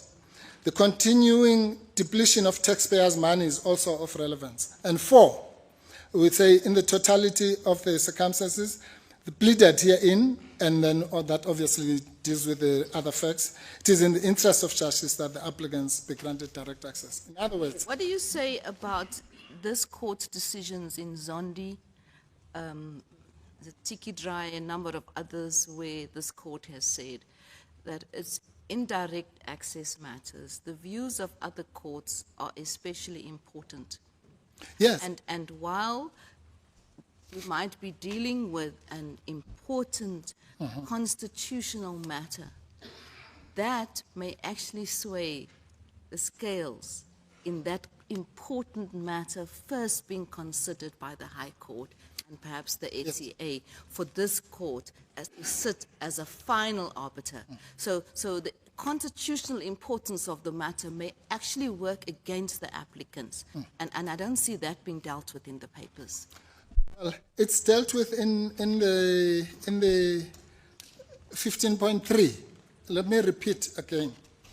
We accept that the matter, as I said earlier to Justice, there's nothing stopping that's direct access by implication means that the matter can go to the High Court.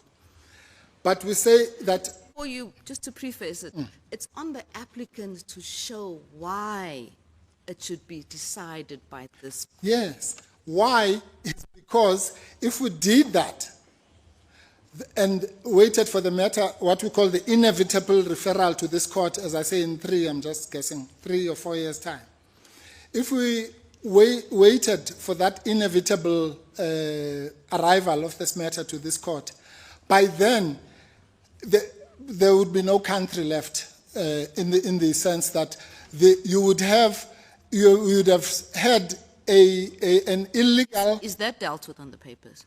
Yes, Justice. When we say the very nature of the matter, then let me pause there and tell you what the very nature of the matter is. No, I think Well, all judges understand the nature of the matter. That's It wasn't clear to us there'll be no country left as the submission that you made. Yes. So the nature of the matter, the nature of the revelations, the nature of what we're dealing with here is such that, so when I say the nature, I don't have now in this and then say that nature is ABCD. That nature is in the founding affidavit as it is. So when I'm dealing with direct access, I'm dealing with someone who has read the full affidavit, who knows that we're dealing with implied powers that may not exist. We're dealing with 3 acting ministers and all that. We're dealing with a judiciary that is investigating, that is being investigated by a member of the judiciary. We're dealing with the possible usurpation of JSC powers and all those things. That's what we mean by the nature of the matter. I have 2 more questions, Mr. Mpofu.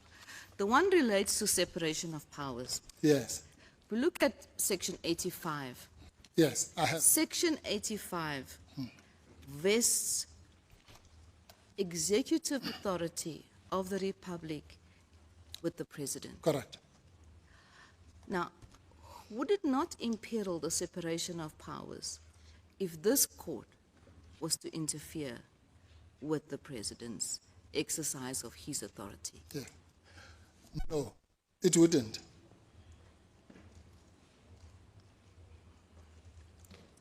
It wouldn't, Justice Teron, because all the cases, including, all the cases against the President that were ever brought to this court have made that point, that the general rule is separation of powers, but the exception to that general rule is the standard of rationality. That's right.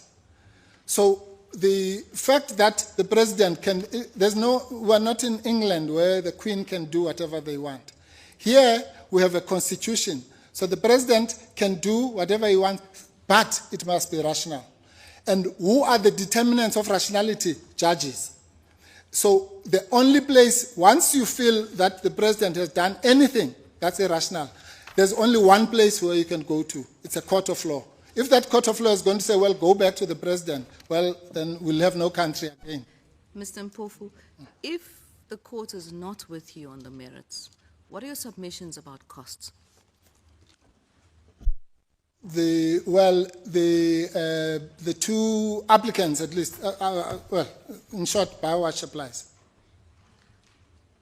Now, the applicants, and I think, have made numerous allegations that don't directly relate to the merits in this matter. They refer to the President protecting Minister Nkunu because he's a political ally. They refer to Phala Phala. They refer to State Capture Commission, which don't directly relate to the to the legal questions in this matter? In what ways, Justice? And if they don't directly relate to the legal questions, is the applicant's primary goal political? And should they be spared from costs?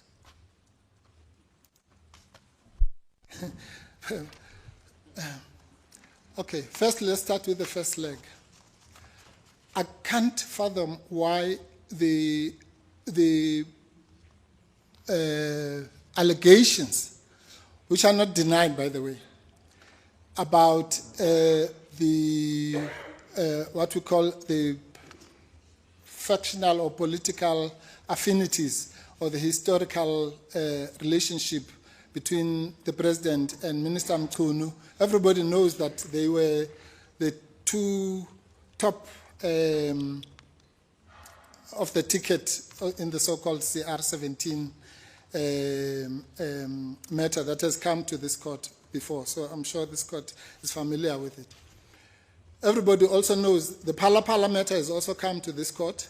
So everyone knows that that matter is in the public domain, even if it had not come to this court. So if one makes, you can't just, if you wanted to impose costs on the applicant, you would do so if they come and said, no, the president is just biased, without substantiating. But when they substantiate, and you want to punish them for substantiating why they're saying the president is the reason why he is treating Minister Mpofu differently from Deputy Minister Whitfield, is because the one is his political ally, and explain why. If you're going to be punished for that, for substantiating, that it might not be so is a different matter. But to be prohibited by a court from saying it, then again we'll have no country. Because it would mean nobody must say what is, that must even allege, let alone anything about this president. They mustn't allege it, let alone having to establish it. Well, that's fine then. Then in that case, yes, the applicants should be punished for expressing a view about why they are saying the president is biased in this particular case. Then they can be punished or face the. Yes. Oh, sorry. And in any event, just it's interesting, but the the president is not asking for costs, let alone punitive costs that are now being suggested. And I'm sure it's because the president understands. In fact, the president has dealt with those issues with the Pala and the. Mr. Sorry. Mpofu, nothing has been suggested. Questions are being posed, Yes, on okay, which we yes. would like to hear your view. Yes. No, I'm saying. Just yeah. to make that clear. Yes. But On those you've answered my question. Yes. Thank Those- you very much, Mr. Mpofu. It's a pleasure. Justice Mhlantla. Mr. Mpofu, Yes, Justice Mpofu. well, it is common cause that this matter is urgent. All the parties agree. I would have thought so, Justice Mpofu. And if it is urgent, it is also common cause that for you to come home, you have to establish whether you have exclusive jurisdiction or direct access. Yes. You may be weak on exclusive jurisdiction, but you'd come home on direct access. That's, Speaking for myself, yes. I think you do come home on direct access Thank you, Justice Mpofu. for the reason that you've expressed. Thank you, Justice. I'm just saying it. Yes. But my mind is open, I'm keeping an open mind. Yeah. Your colleagues, prima facie, your colleagues may convince me otherwise. That's good, please. So then there are three issues. Yes. It's the issue of Leave of absence. whether the president has implied power or not. And you're saying Masetle is against us. Yes. Or it's against the respondents. Yes. And if it's correct, then the appointments, the second appointment and the third appointment fails. Absolutely. In other words, if you don't come home on the first point, Yes. is it correct to say the second and the third point you fail? No. It's the other way around, Justice Matopo. No, but if Thanks for... let me put it this way. Okay. If we find that the president has the implied power and the necessity that you said does not exist, right? Then he would have had the power to make the appointment. Yes, Justice Matopo, thank you for that question. I really appreciate it because I think it gives me an opportunity to explain my case properly. Yes, Justice Matopo, you're right. In fact, the analogy you make works in the one way, but not the other. Let me explain.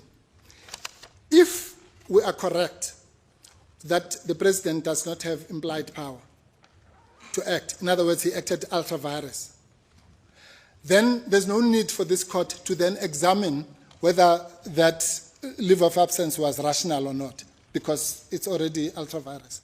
That's fine. I agree, yes. So, however, Justice, the opposite does not hold true. So if the court is against us on implied power, then it means the court has to then look into the question of rationality. In other words, let's assume the president does have the power, but on these facts, did he exercise it rationally? And the answer, the short answer we give is that since there is, since he was exercising... Let's because we've had this long debate. Yes, we have. Yeah, thank you, Justice. If he has the power, right? Let's put it this way. You are saying if he doesn't have the power, that's it. That's the end of... Yes. It's like it's end of go to rationality. Falls down. But if he has the implied power, you go to rationality. Absolutely. And if we find that the actions or the decisions were rational, you out as well. I'm out. So completely. If you're out on everything. No. That's where I want to. No, okay. So how can you be in when you're out on the main one? Okay, because Justice Matopo, I'm not. It's the president of this country. It's not me who said he must make 3 decisions. So he made the 3 decisions, and we are assailing them. That's why you have prayer 3.1, 3.2, and 3.3. So we assail them in their individual right. In other words, to answer your question in shorthand, Justice Matopo, it is possible, theoretically. It is possible. No, let's be practical. Let's not be theoretical. Is it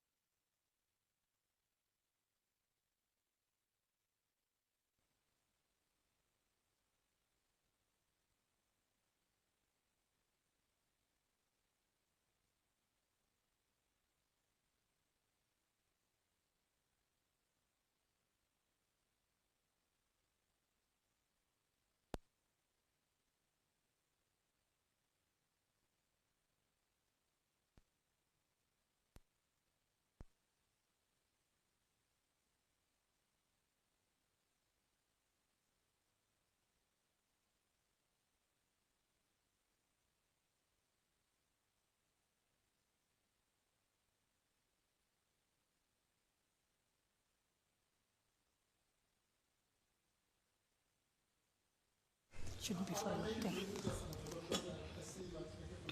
All I was saying was that it's possible on these pleadings, on the rest of the motion, it's possible for the court to say, we're giving you 2.1 but not 2.2, 2.2 but not 2.3.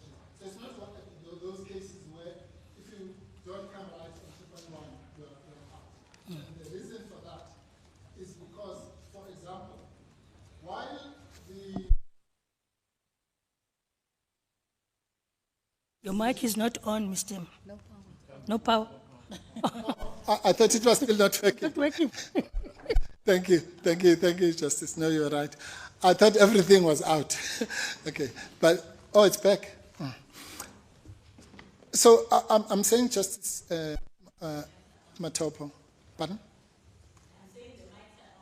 Mine is on, yes. I'm saying that the Judicial Commission decision, for example, can be viewed on its own, it can be impugned, let me put it that way, on its own. In other words, you could say the president has the power, has the power, and he exercised it rationally. Yes. On leave of absence, yeah. Then 3.1 is gone. Yes. Yeah. Now I'm saying if you do that, then the Prof. Kachalia decision can be viewed in its own right. So you can say that and still say, but the president did not have the power in terms of Section 98 and 93, the discussion I had with Justice Chikwi, to appoint Professor Kachalia. And, thank you, yes. And you can also say the Madlanga Commission. Yeah, thank you, thank you, thank you. Thank you. Yes. Yes.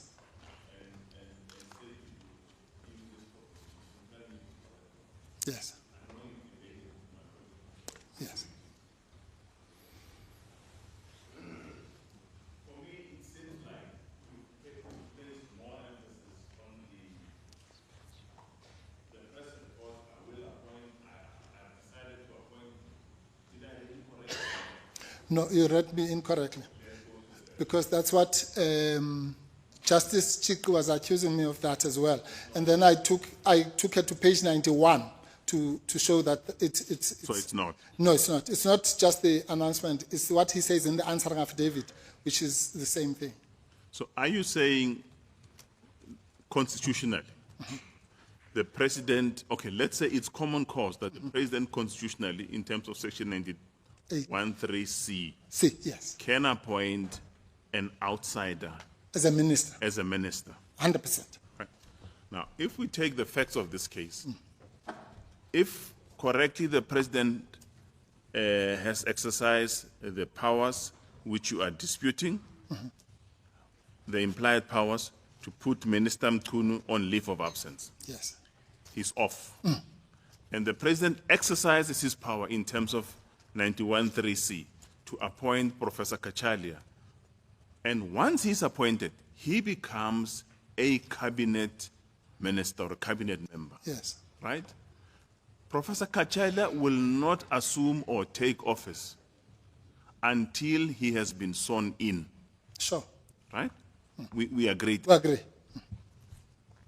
And according to the president, he will only take office on the 1st of August. Agreed. We agreed. Agreed. So what will start is the announcement. The Right? appointment. Sorry, it's the announcement, followed by the appointment in terms of 91, 93, what is it? 91(3)(c). 91(3)(c). No, I meant 90. 8. The first section where it's got the right to appoint and dismiss. That's 92(1). 92(1). Sorry, 91(2). Sorry. And yeah, 91. he has to make that appointment, right? Once he's appointed, then the president will look, where do I place you? Where do I place you? And he looked in the position where Minister Mchunu has been put on leave of absence. There is a vacancy, right? And if the president says, because there is a vacancy, you are now a full-time minister, I can, to use the political word, I can deploy you, Redeploy. yeah, or redeploy you to the position of Minister Mchunu, because he's absent from work, unable to Is absent from yeah. office. Yeah. right? Why is that wrong? No, it's not wrong. It's just not what happened here. The president should have come to you before what you are saying, there's nothing wrong with it, but it is most decidedly not what was done. That would be nice, and it would be constitutional. But what you cannot do, that advice, you can't have it after the fact. That's what's called ex post facto rationalization. What the president did, Justice Mpofu, did in actual fact was to say, I am appointing Professor Kachalia as an acting minister. And he says that not just in the announcement, as I've explained to Justice Chikwi, he even says it in his answering affidavit. So he's clear about what capacity he was appointing Professor Kachalia into, acting minister. He cannot do such a thing under Section 91(3)(c), because Section 91(3)(c) is to appoint ministers per se from the general public or from the National Assembly. Where he can appoint him as an acting minister is under Section 98. But the problem he has there is Section 98 says, for me to make you an acting minister, you must already be a cabinet minister. But you would be a cabinet minister in terms of 91(3). But you said it's. I think where I have a difference with you. Yes. Is you seem to be putting more emphasis on the appointment itself. Yes, but on the announcement. Sorry. No. Yeah, you seem to be putting emphasis on the announcement. Let me put it this way. Page 91, paragraph 57 of the I think it's volume 1 or volume A, I think that's what it's called. And that would be what under the heading just. That's the first page 91, paginated page 91, Justice Mato.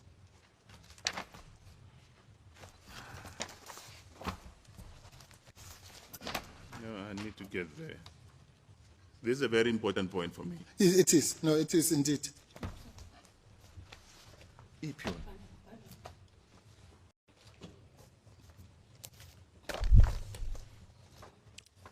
Yeah, what paragraph is that? 57, Justice.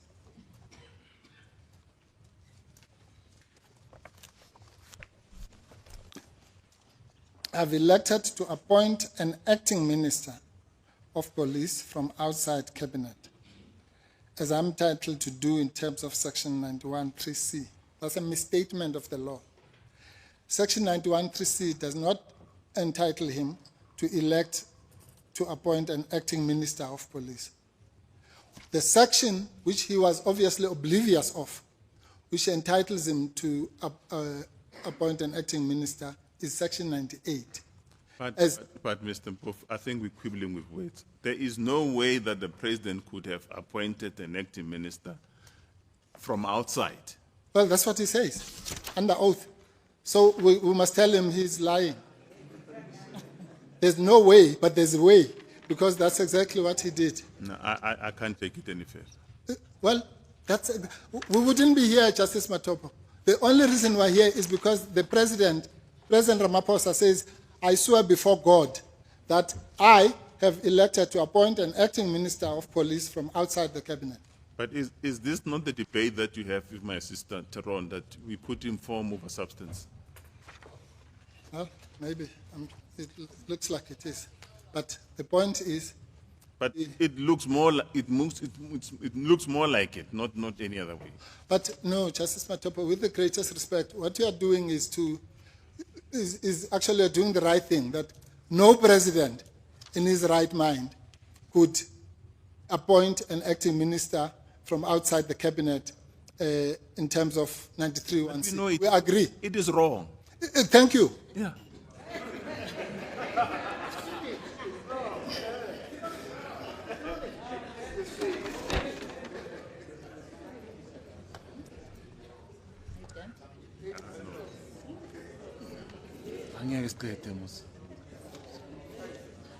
Please.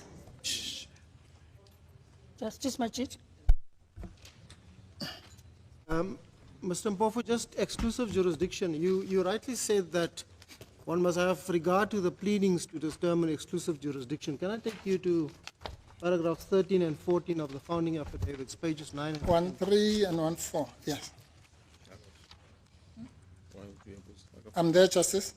Yes. Now, you mentioned section 167(4) and you mentioned Nkandla and my vote count, but you don't mention section 83 there. What must we make of that? No, but Justice Machit, with the greatest respect, yeah. The pleadings, when you say the pleadings, you mean the pleadings as a whole, not one paragraph.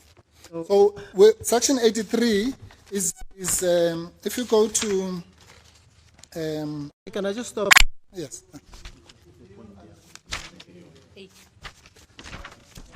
Page 9C, exclusive jurisdiction and direct access. Yeah. Then you deal at 13 and 14 with exclusive jurisdiction. Then 15, you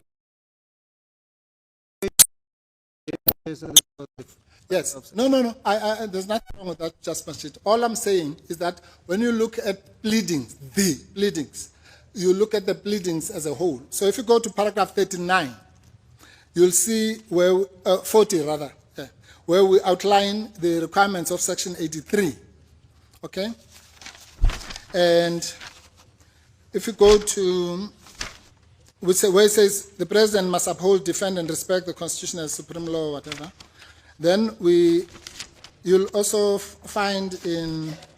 Mr. Mpofu, sorry to interrupt you, but I mean, here you're dealing with the merits of the case. You've dealt with exclusive jurisdiction and direct access.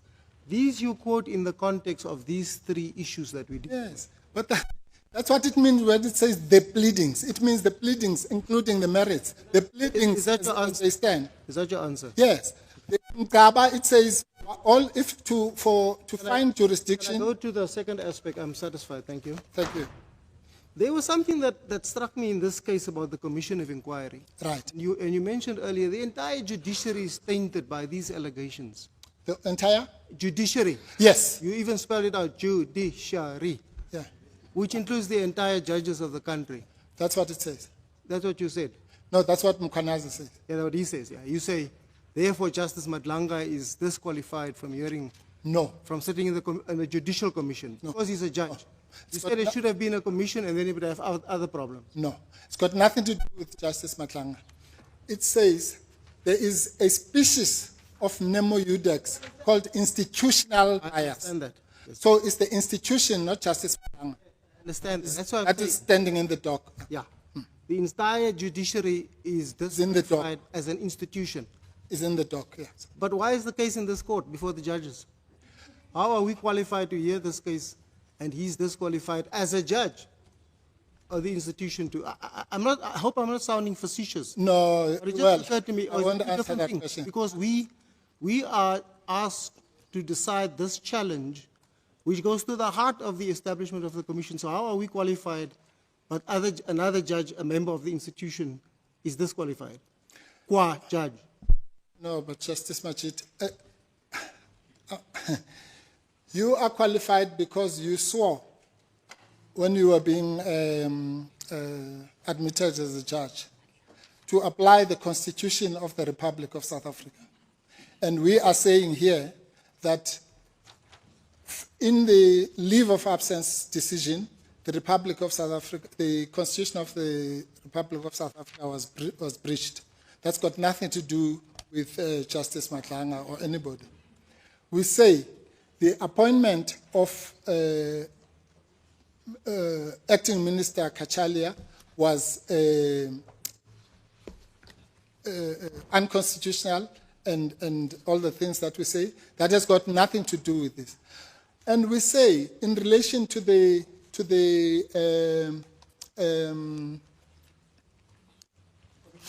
commission that the judiciary is conflicted. I'm putting it colloquially.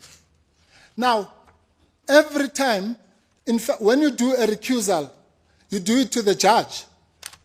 So the judge can say, well, why are you asking me? What is that? Because the judge is compelled by his or her oath of office, even when the recusal is against him or her, to adjudicate it. So, I don't understand it. I mean, you're talking about an institution, the judiciary, but I hear you. I hear your answer. Now, just lastly, you say, and I'm dealing with a leave of absence, because as you say, but for the leave of absence, we wouldn't have had an appointment of the professor. Now, you say there are only two possibilities in the exercise of his presidential prerogative. The president can only appoint and dismiss. There's nothing in between. There's no room for suspension or placing on leave, as he calls it. Well, I say two things. I say, to the extent that leave of absence, there's definitely no power for the reasons that I've explained, because you can't place someone on leave of absence. But if you take Justice Theron's formulation to say, okay, well, let's arose by any name. Let's say it was a suspension. Then I've answered that. I referred the court to 177 to... Can I ask you about 177 then? Yeah. Because we've heard that 177 deals with a judge being removed from office, and 194 deals with head of Chapter 9. Of Chapter 9 institution. Is the word suspension there not deliberately used because there are other actors at play here? It's not just the president who takes a decision, I'm going to appoint or dismiss a minister. But here we have the National Assembly that must, through a vote, Sorry, Justice. oh, sure, must through a vote to remove them, a judge or a Chapter 9 institution Right. holder. Is that not the reason why the president is expressly given the power to suspend there? And therefore, there is no such express provision here, because it's his prerogative, it's his discretion, it's his power. He's empowered to do so without any outside actors like the National Assembly. No, firstly, because even in the other, if you look at 194.3, 194.3a is also a prerogative, so that's not a reason. There, the National Assembly plays a role. Do you accept that? No, of course, that's for a different reason. That's because it's a punitive removal. And because it's a punitive removal, this court said in AFF 2, because it's a punitive removal, you must have a process, a disciplinary process, for lack of a better word. You must. It's necessary. That's where the necessity test comes in. There, you said, Justice Machiti Mngwabe, that the test is necessity. In those examples that are giving me, it is necessary because there has to be an inquiry. And that's why Justice Jafta and Justice Zondo, for that matter, even in the dissent in AFF 2, made the distinction between an impeachment and a motion of no confidence. The one requires an inquiry because it is punitive. But the other one, because it's a prerogative, in this case, it's a prerogative of Parliament, let's say, to remove you in a motion of no confidence. You don't need an inquiry, so it's not necessary. And lastly, just on this, on the same topic, the Constitution says we must have regard to international law. It's noticeable, and within the limited time available, it's noticeable that of countries with constitutions more or less resembling our own, so yeah, I'm just leaving out the US for now, but Germany, India, Namibia, and Canada have no express provisions to remove, to suspend ministers or cabinet secretaries. The only one that does have, and through an act of parliament, is Kenya. Is there anything that we must make of that? In other words, in those jurisdictions, it's an implied ancillary power of the type encapsulated in Amabungane and the Madlanga J judgment. No, the first part is correct, the second part is incorrect. It doesn't follow that because it's not mentioned in other constitutions, it means it's an implied power. It means it's non-existent. So yes, it's true that in fact, to be fair, even in the so-called common law countries, because this thing comes from Britain in the end, there, because the two things, there's a culture of people just resigning when these kinds of allegations are made. We don't have that culture. But there is the Queen and the Prime Minister. It's said in typical British fashion, it's in the gift of the Prime Minister to have you as a member of the cabinet.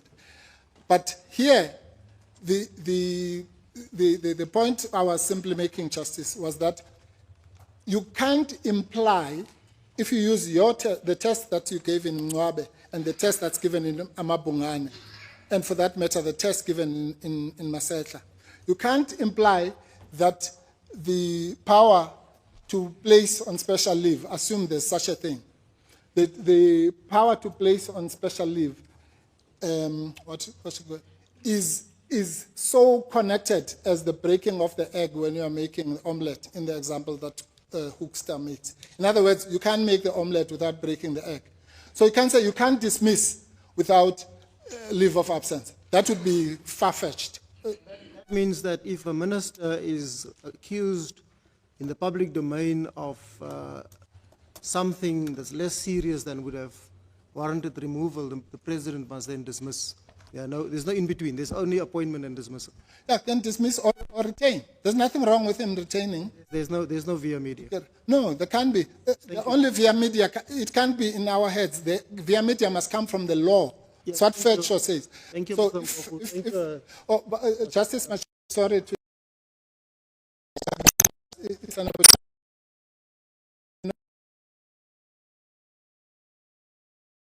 or not granting. If go to 150.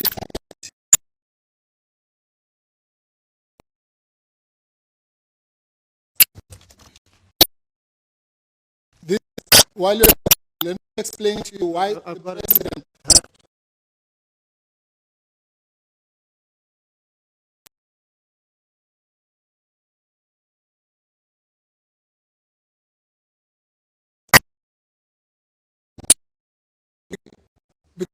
Giving a reference.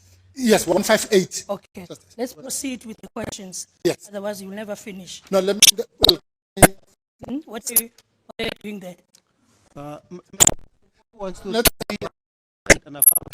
On one. yes. Yes. I'm saying that. Look at the.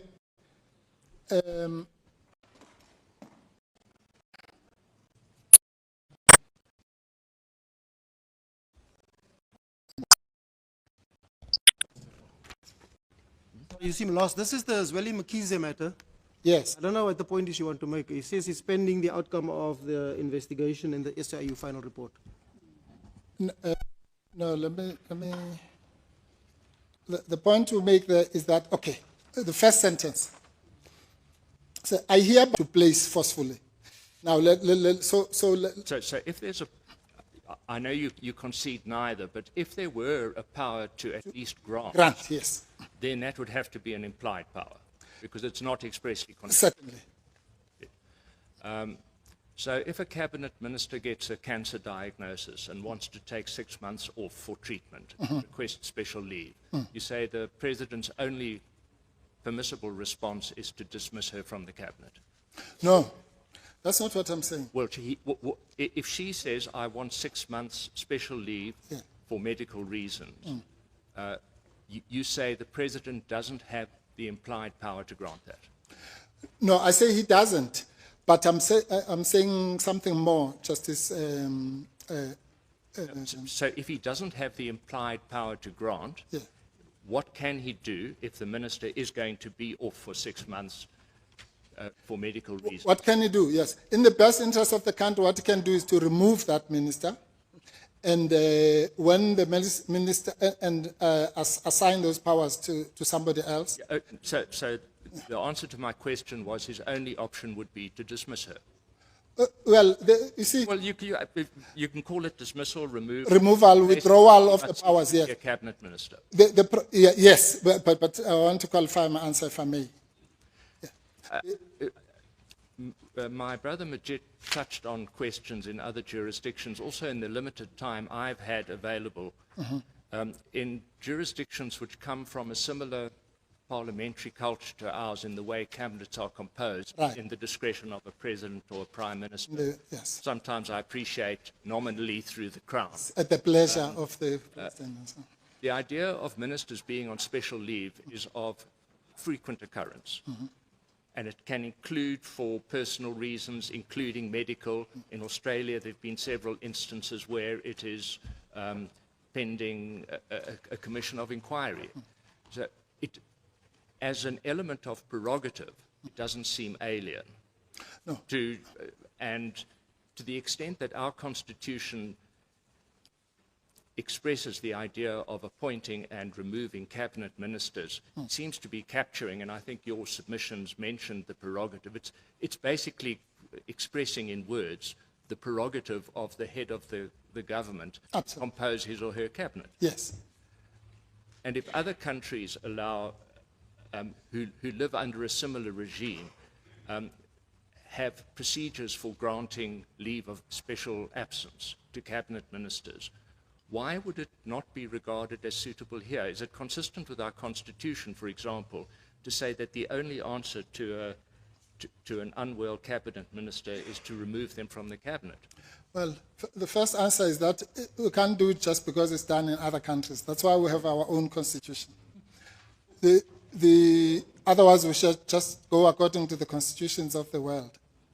The second answer is that, as I've said, Justice Rogers, our case is that even if, and therefore the debate then will not go anywhere, because we make that, let's call it half concession, to say even if the power to grant, as was exercised in the Mkhize example, exists, for argument's sake, we say even if it does, certainly the power to place somebody, to impose leave of absence to someone who has not asked for it, which is what happened in this particular case, does not exist. I don't wish to debate it further, but the only relevance for us would be this, that if we find it incomprehensible that the President would not have a power to grant special leave in circumstances that he considered appropriate upon request by a minister, it would immediately involve finding that there is at least that implied power by the President to grant it, yes, even though it's not expressed. And it might then not be a very far remove to say, in other circumstances that he considers appropriate, even when the minister does not request it, he can bring about the same result.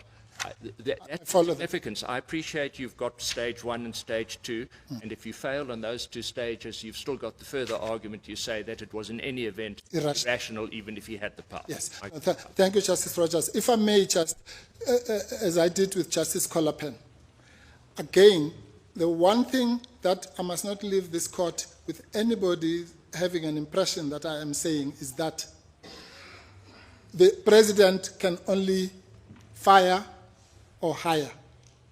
I accept, as I must, that there must be other things in between which, if they are reasonably necessary, would be implied, such as the one you are postulating, such as the one I was postulating of saying, if he says, okay, I'm removing you, but I want you to spend another month to finish the school that you're building or whatever. Those things are clearly would fit within the doctrine of necessity. All I'm saying is that in this case, the doctrine of necessity has not been satisfied because this is not an impeachment. And this is where the problem is with the word dismissal, by the way. The problem is necessity takes you really into the merits of what the President has done and the rationality or irrationality of what he has done, whereas the primary debate we have been having is about vires, about power. If there is something in between, if there are some circumstances in which the President can properly, as it were, suspend, place on leave, or accede to a request to be placed on leave, then that is the power, and it is part of a presidential power implied in his discretionary power to appoint and to dismiss. And then any attack on the exercise of that power has to go to the merits of his decision and the rationality attack, which you do make. It can't be expressed simply as a question of an absence of power. No, I'm sorry, Justice Rogers, it's not like that. There is a clear overlap between the virus point and the rationality point on this issue of necessity. And the overlap is simply this, it's the nexus. If there is no nexus between the alleged implied power and the primary power, then the virus is not there.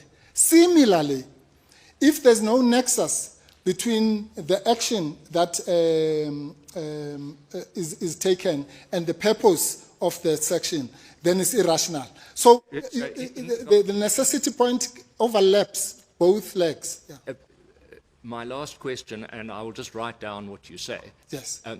In the in-between ground, Yes. formulate to me at least one implied power which you say the President has to give effect to what you regard as necessary. Yes. Okay. I've said it. And it mustn't be with reference to building a school, a specific case. It must be the legal formulation of a power such as one might write into a constitution expressly. Well, it would say something like this. It could even, in fact, he has already done it now to Mr. Kachalia, where he said, I'm appointing you as the acting minister. No, but that's fact specific. Formulate No. an implied, Okay, let me formulate power it. in general terms. Okay. The president may appoint a minister, but implied in that is that if the minister, for some reason or another, is not yet ready to assume office, If the minister is not ready. is not ready to assume office, the president may grant a dispensation to give that minister 2 weeks to leave Wits, or well, that's specific, to leave that place or whatever. So that's how you'd formulate it. It's very easy. In other words, I can't come here and say, why would the president say to Professor Kachalia, well, you must start now, because I've already appointed you and I have no, so you have to start. I don't care about your Wits thing. That would be ridiculous. Because that's so the power can't exclude even those obvious necessary ancillary, whatever you like to call it, things.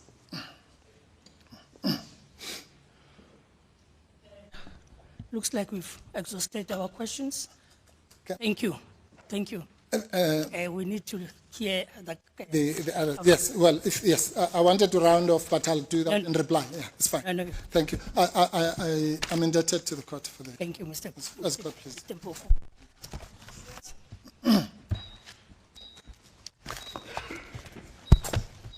Just a second before you start. Yes, Mr. Katz. Come through, Mr. Katz.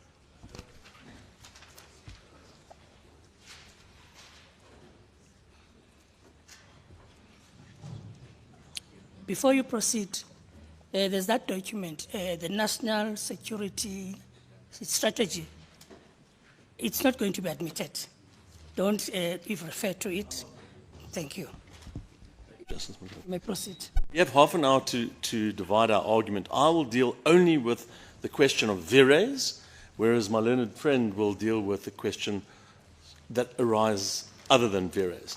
In dealing with vires, I just want to make one quick precursor, and that is touching on a question that Justice Theron's mentioned, which was the question of direct access. She put a very pointed question to my learned friend, and she said, could the applicants have gone to the High Court in respect of effectively 3.2 and 3.3? And he answered yes, but she didn't mention 3.1, correctly so, because they couldn't. I'll leave that point for direct access. Let me talk about vires. We've heard a lot of debate on vires, but our submission is that the debate hasn't focused on what the true import and conduct of a minister is in the South African constitutional setting. And I want to pick up on something that was debated this morning. The use of the word prerogative was thrown around by some of the justices and by my learned friend. And my learned friend said, well, there was an attenuated notion of prerogative. That's not true. There is no prerogative. The Constitutional Court, this court in Hugo said, we had a past, there was a prerogative, no more. And Justice Rogers, when you say we can look at other countries such as Australia, which came from a similar parliamentary background, no. Australia had a particular parliamentary system, as these other Commonwealth countries did, Germany, Namibia, etc. They had their own histories. South Africa had a particularly difficult history, and our constitution is born out of that difficult history, no prerogative. Number one. Number two, when one looks at what does a minister do Just Matopo said, no vacancy. There's no vacancy when it comes to questions, when it comes to ministers. And for this purpose, I want to talk to Chapter 5 of the Constitution and say Chapter 5 as a whole is the wording, the context, the purpose, and the history when it comes to, for example, the interim constitution, tells us one thing and one thing only. There is no power to suspend. It's appoint, dismiss, nothing in between. There is no such thing as an acting minister. These ideas are anathema to the notion of what a minister does in the South African context under Chapter 5 of the Constitution. So let me take the court to Chapter 5, but before I do that, I want to just mention two cases. The one is a case referred to in the Minister's Heads of Argument. It's in paragraph 61 of the Minister's Heads, where he mentions a case called Mpele versus Government of the Republic of South Africa, 1996 Siskar case. It's a judgment of Judge Heath, where Justice, well, then Advocate Madlanga, acted for the applicant. And the same issue arose in respect of a Premier who suspended an MEC. And what the Minister says is, like by like, there, Justice Heath, or Judge Heath, found that there was a power to suspend as an implied power. But what Justice Heath did was he analysed the Act, not the Act, the interim constitution when it came to Premier's powers. And one of the important aspects that we would suggest, which is different to this case, there the Premier had an obligation to consult before suspending or before dismissing in particular. So the Premier could not dismiss other than after consultation. Here there is nothing like that. Here, tomorrow morning, the President can wake up and say, the Springboks are doing well, I don't need a Minister of Sport. There's no punitive aspect, there's no hearing, there's no Audi. It's wholly within the prerogative. Sorry, I used that bad word, prerogative. It's wholly within the discretion of the President. Wholly within the discretion. And if there is a power to suspend as suggested by the President in this case, oh well, let's see what the Commission comes up with. Because I can't and I don't want to dismiss the Minister of Police because of untested allegations. That hamstrings the President in the way that he conducts his executive authority. It doesn't help the President, it hurts the President. So that's the first case that I want to talk to. The second case is Masetla. And this goes to the heart of what I'm going to debate. Masetla, there was a post, a constitutionally established post of head of particular institution. All the other cases, there are posts where a person is appointed to the post. In the case of cabinet, there is no post. And I take the court to Chapter 5 of the Constitution to demonstrate that point. Because if there is no post as such, the entire debate that we've heard this morning must be seen in a different light. So if one starts with Chapter 5, and it's the whole of Chapter 5, not one particular section, and remember that Chapter 5 contemplates an acting president in terms. So, for example, if the president is outside the country, the Constitution says there's an acting president and how it works. No such provision for an acting minister. Why not? Because that's the constitutional structure. Whatever Australia might say, whatever Namibia might say, we have an acting president at times, no acting ministers. I mean, the simplest thing in the world for the Constitution to talk to an acting minister. But it doesn't. But it does talk to an acting president. So we start off there. Now, just before I actually turn to Chapter 5 in detail, the President says 91(2) is the power, the implied power. The Minister says, if I understand him correctly, it's 91(2) read with 98. But my submission is a very simple one on the Minister's argument. If 98 has any impact upon 91(2), it's the exact opposite of that which the Minister purports, for the reasons that I'll come to. So let me just, that's the background. I know I'm going to go quickly. So the executive authority, 85, and then it talks to the assumption of office of the President, and 90, I've mentioned the concept of an acting President, and then 91, and here we start with all the difficulties that we submit give rise when it comes to the President and the Minister's arguments. 91, the Cabinet consists of the President, etc. 91.2, the President appoints the Deputy President and Ministers, assigns their powers. That's important. Assigns their powers and functions and may dismiss them. So what happens? There's no post of a Minister of Police. At the next election, the new President can have whatever cabinet he chooses. He can have 100, he can have 50, he can have 20. There's no post. So he appoints a minister, he assigns their powers and functions, and may dismiss. Then there's the 91.3c debate that the courts had with my learned friend. 92, and one other question that I think Justice Cheeky questioned was, would Professor Kachalia be a member of cabinet were he to somehow become an acting minister? And the answer was yes. I'm not sure what the correct answer is, but it does seem interesting that if one had an acting minister on the one hand and a suspended minister on the other hand, both being members of cabinet, both would be subject to parliamentary oversight. Could Parliament call in, let's call it suspended Minister of Police Mchunu, and say, we subpoena you, come to Parliament and tell us what's going on? Could they call Professor Charlie in the same way they could call any other minister? It's not clear. But it certainly gives rise to difficulties that aren't easy to have as consistent with the wording of 92. Because they're responsible for the powers and functions of the executive assigned to them by the President. Members are accountable collectively and individually. So is the suspended minister and the acting minister part of the collective responsibility? We would suggest not. That's not the way the scheme works. It's ministers who are in office, who are complying with their duties, functions, and powers, who are part of this collective, let's call it, responsibility to the people of South Africa. So we would submit that's where the problem starts. Deputy ministers are dealt with in 93, and the oath of office, etc.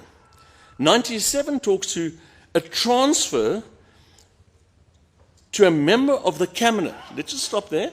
To a member of the cabinet, the administration of any legislation, B, any power or function entrusted by legislation to another member. And that must be done by way of proclamation. But now we talk to Justice Rogers' perhaps difficulty when it comes to the cancer minister, the minister ridden with some illness or personal crisis. 98.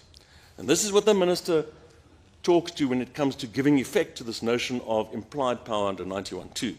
This is what the minister says. This gives effect to 91.2's implied power.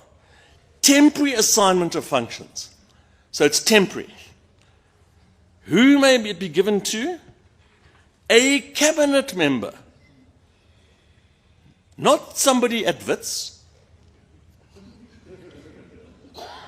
It's got to be a cabinet minister who may be given a temporary assignment of a power or function of another member.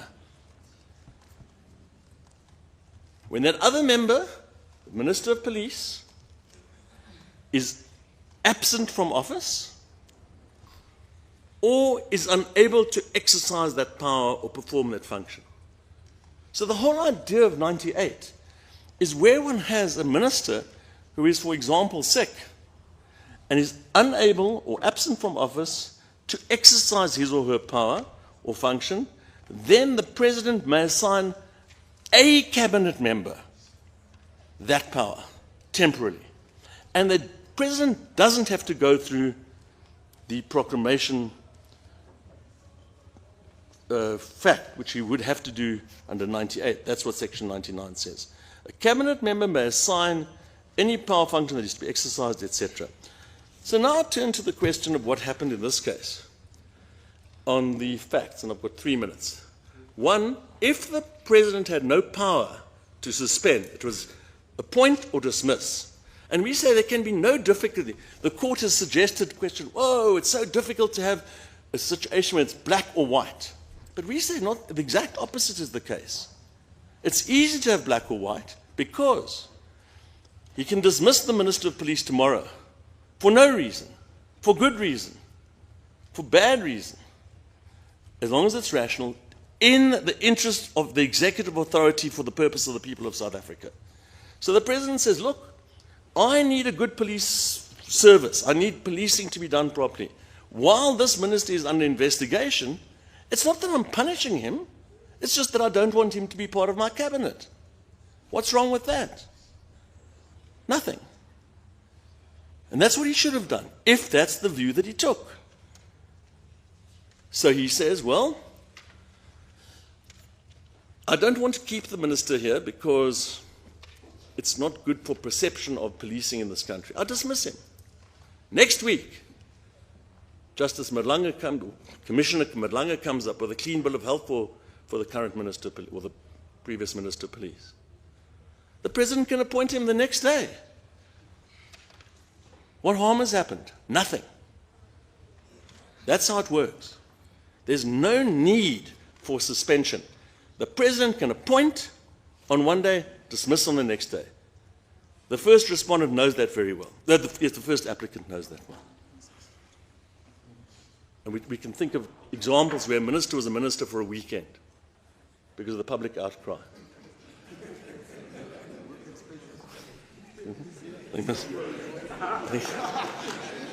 And we're not talking about, maybe the man's name was Van Roy, and I'm not sure, I can't remember. But that's not the point.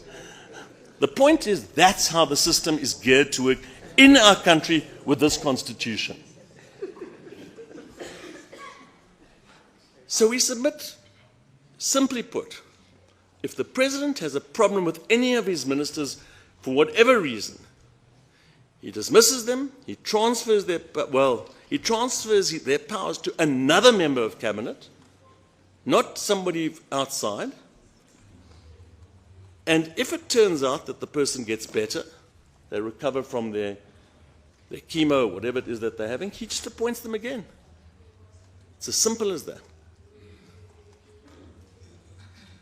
Justice Maslanta, I've used up my half of my 30 minutes, and I hand over to my learned friend. Thank you.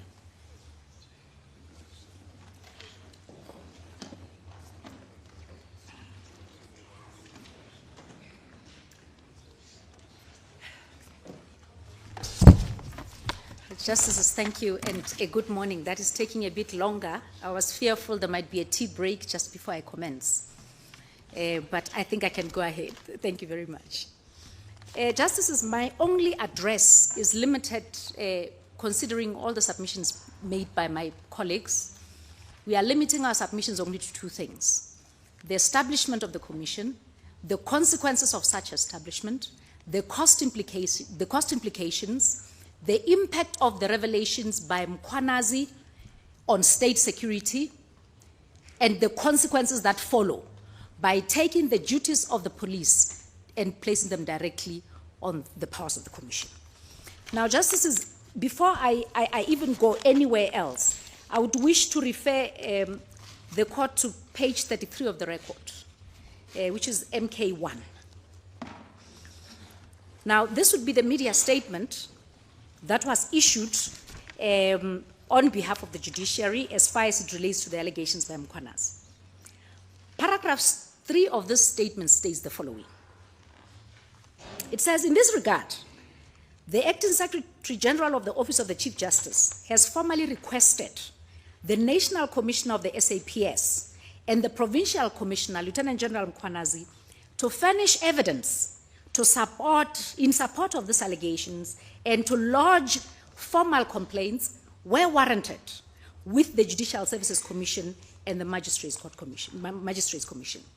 Justices, I come to just these 2 points to say, if this court takes the very judicial point that if there are any acts or misdemeanors on the part of the judiciary, that such must be dealt with by the Judicial Services Commission and or the Magistrate Commission, it cannot be that on the same tone the court would say such powers must vest in the commission's work.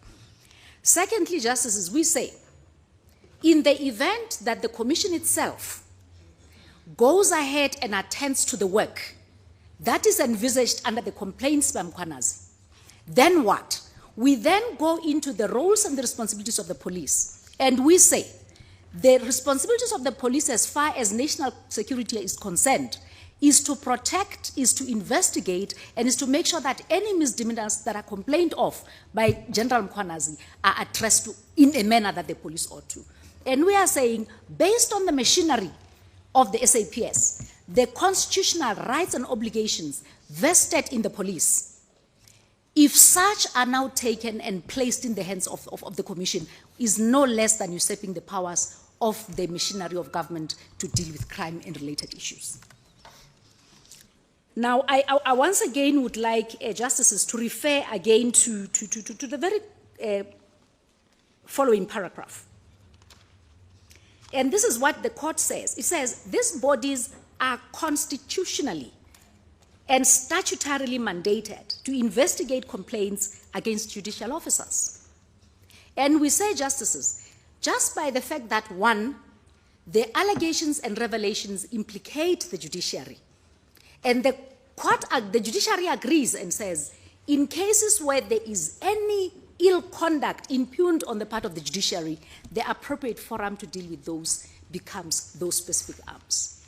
And we say, justices, that just on that fact alone, on the one point, it only serves to demonstrate that the setting up of the Commission, with the scope that it has been given, does nothing except to usurp the powers of the SAPS and all other law enforcement mechanisms that have the equipment, the machinery, the investigative powers to come to the conclusion on whether or not a criminal conduct has happened.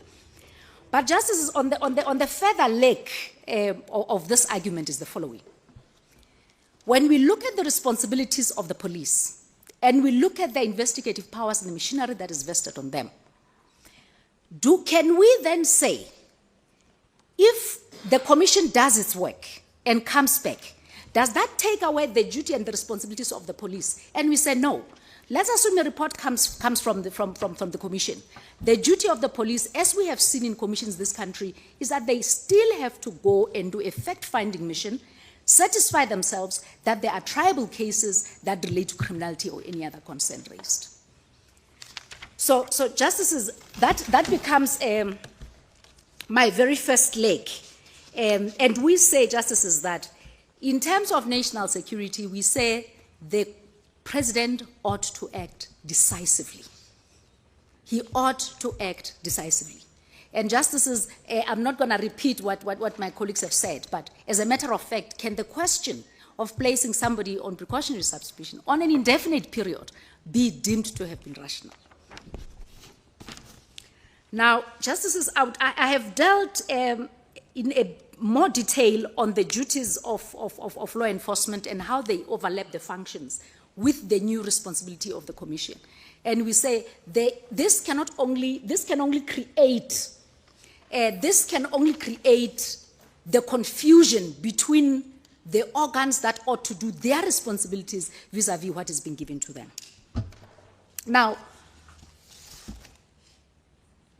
if we leave for a minute the issue of the police, and we look squarely at the constitutional prerogatives that deal with judges, at how judges ought to be dealt with in cases where there is some instigation, something is wrong, there's criminality here, there is only one institution that's been established, justices, and there can be no ground whatsoever to take away the functions and duties of the Judicial Services Commission and or the Magistrates Commission and expect that such powers can now be vested in the Commission.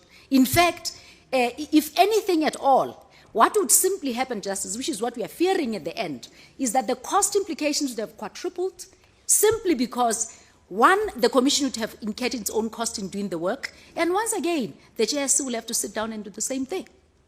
Because I do not foresee, Justice, a situation where tomorrow there are commissions of inquiry and the JSC says, well, we are happy with it, we go ahead as it is. It would still have to sit down, analyze the issues, go through the facts, and go through the motions that are required in terms of the Act. And so we submit, justices, that just on that basis alone, the powers of the JSC cannot, including those of the SAPS, be usurped by the establishment of the Commission of Inquiry. Now, justices, I have also dealt a little bit, and this is my last point that I wanted to highlight. I also wanted to highlight the cost implications that we're talking about. Of course, we have dealt with the first cost implications relating to three ministers, 3 ministers of police at the same time, and 2 deputy ministers. And we are saying in the economy such as ours, justices, there's no way that any rational decision would warrant the president to have in his own cabinet 3 ministers of police. So the cost implication does not only limit itself to the Minister of Police's portfolio, it also goes to the second leg of costs that are occasioned as a result of the establishment of the commission. And we are saying, just on that point alone, there is no way that the cost would become justifiable when the president ought to have simply taken a decision which my learned colleagues have already alluded to. Now, once again, Justice, I need to emphasize very importantly that the criticism of the Commission of Inquiry has nothing to do with the persona before it. The persona before the Commission of Inquiry is beyond reproach. But what we say is that there is an allegation and revelation of wrongdoing on behalf of the judiciary. If we look at the actual statement by Mukwanazi, he says, we have got evidence of 1, 2, 3, 4. And we are saying, now what simply becomes the consequence is that law enforcement in KZN or wherever it is where they've done this work must now sit and leave all the work that they're doing, because the same work cannot be done by the commission on the one hand and by the police at the same time. So all the machinery, all the work, all the past researches that the police would have made to come to the conclusion that they have today would have to be duplicated, causing a massive and impossible and insurmountable task as far as costs are concerned towards the taxpayer. So the criticism, justices, is only purely limited to the principle that one may not be a judge in their own cause. And once again, this has nothing absolutely to saying, well, the acting deputy judge president might find that it's a colleague of mine.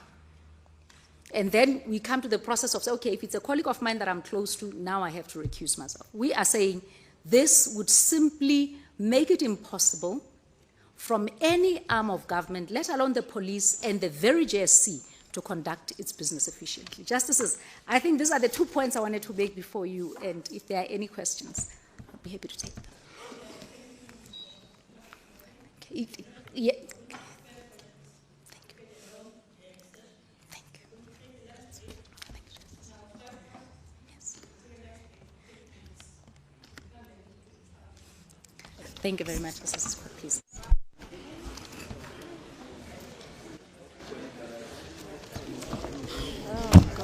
I don't know why every time I'm supposed to put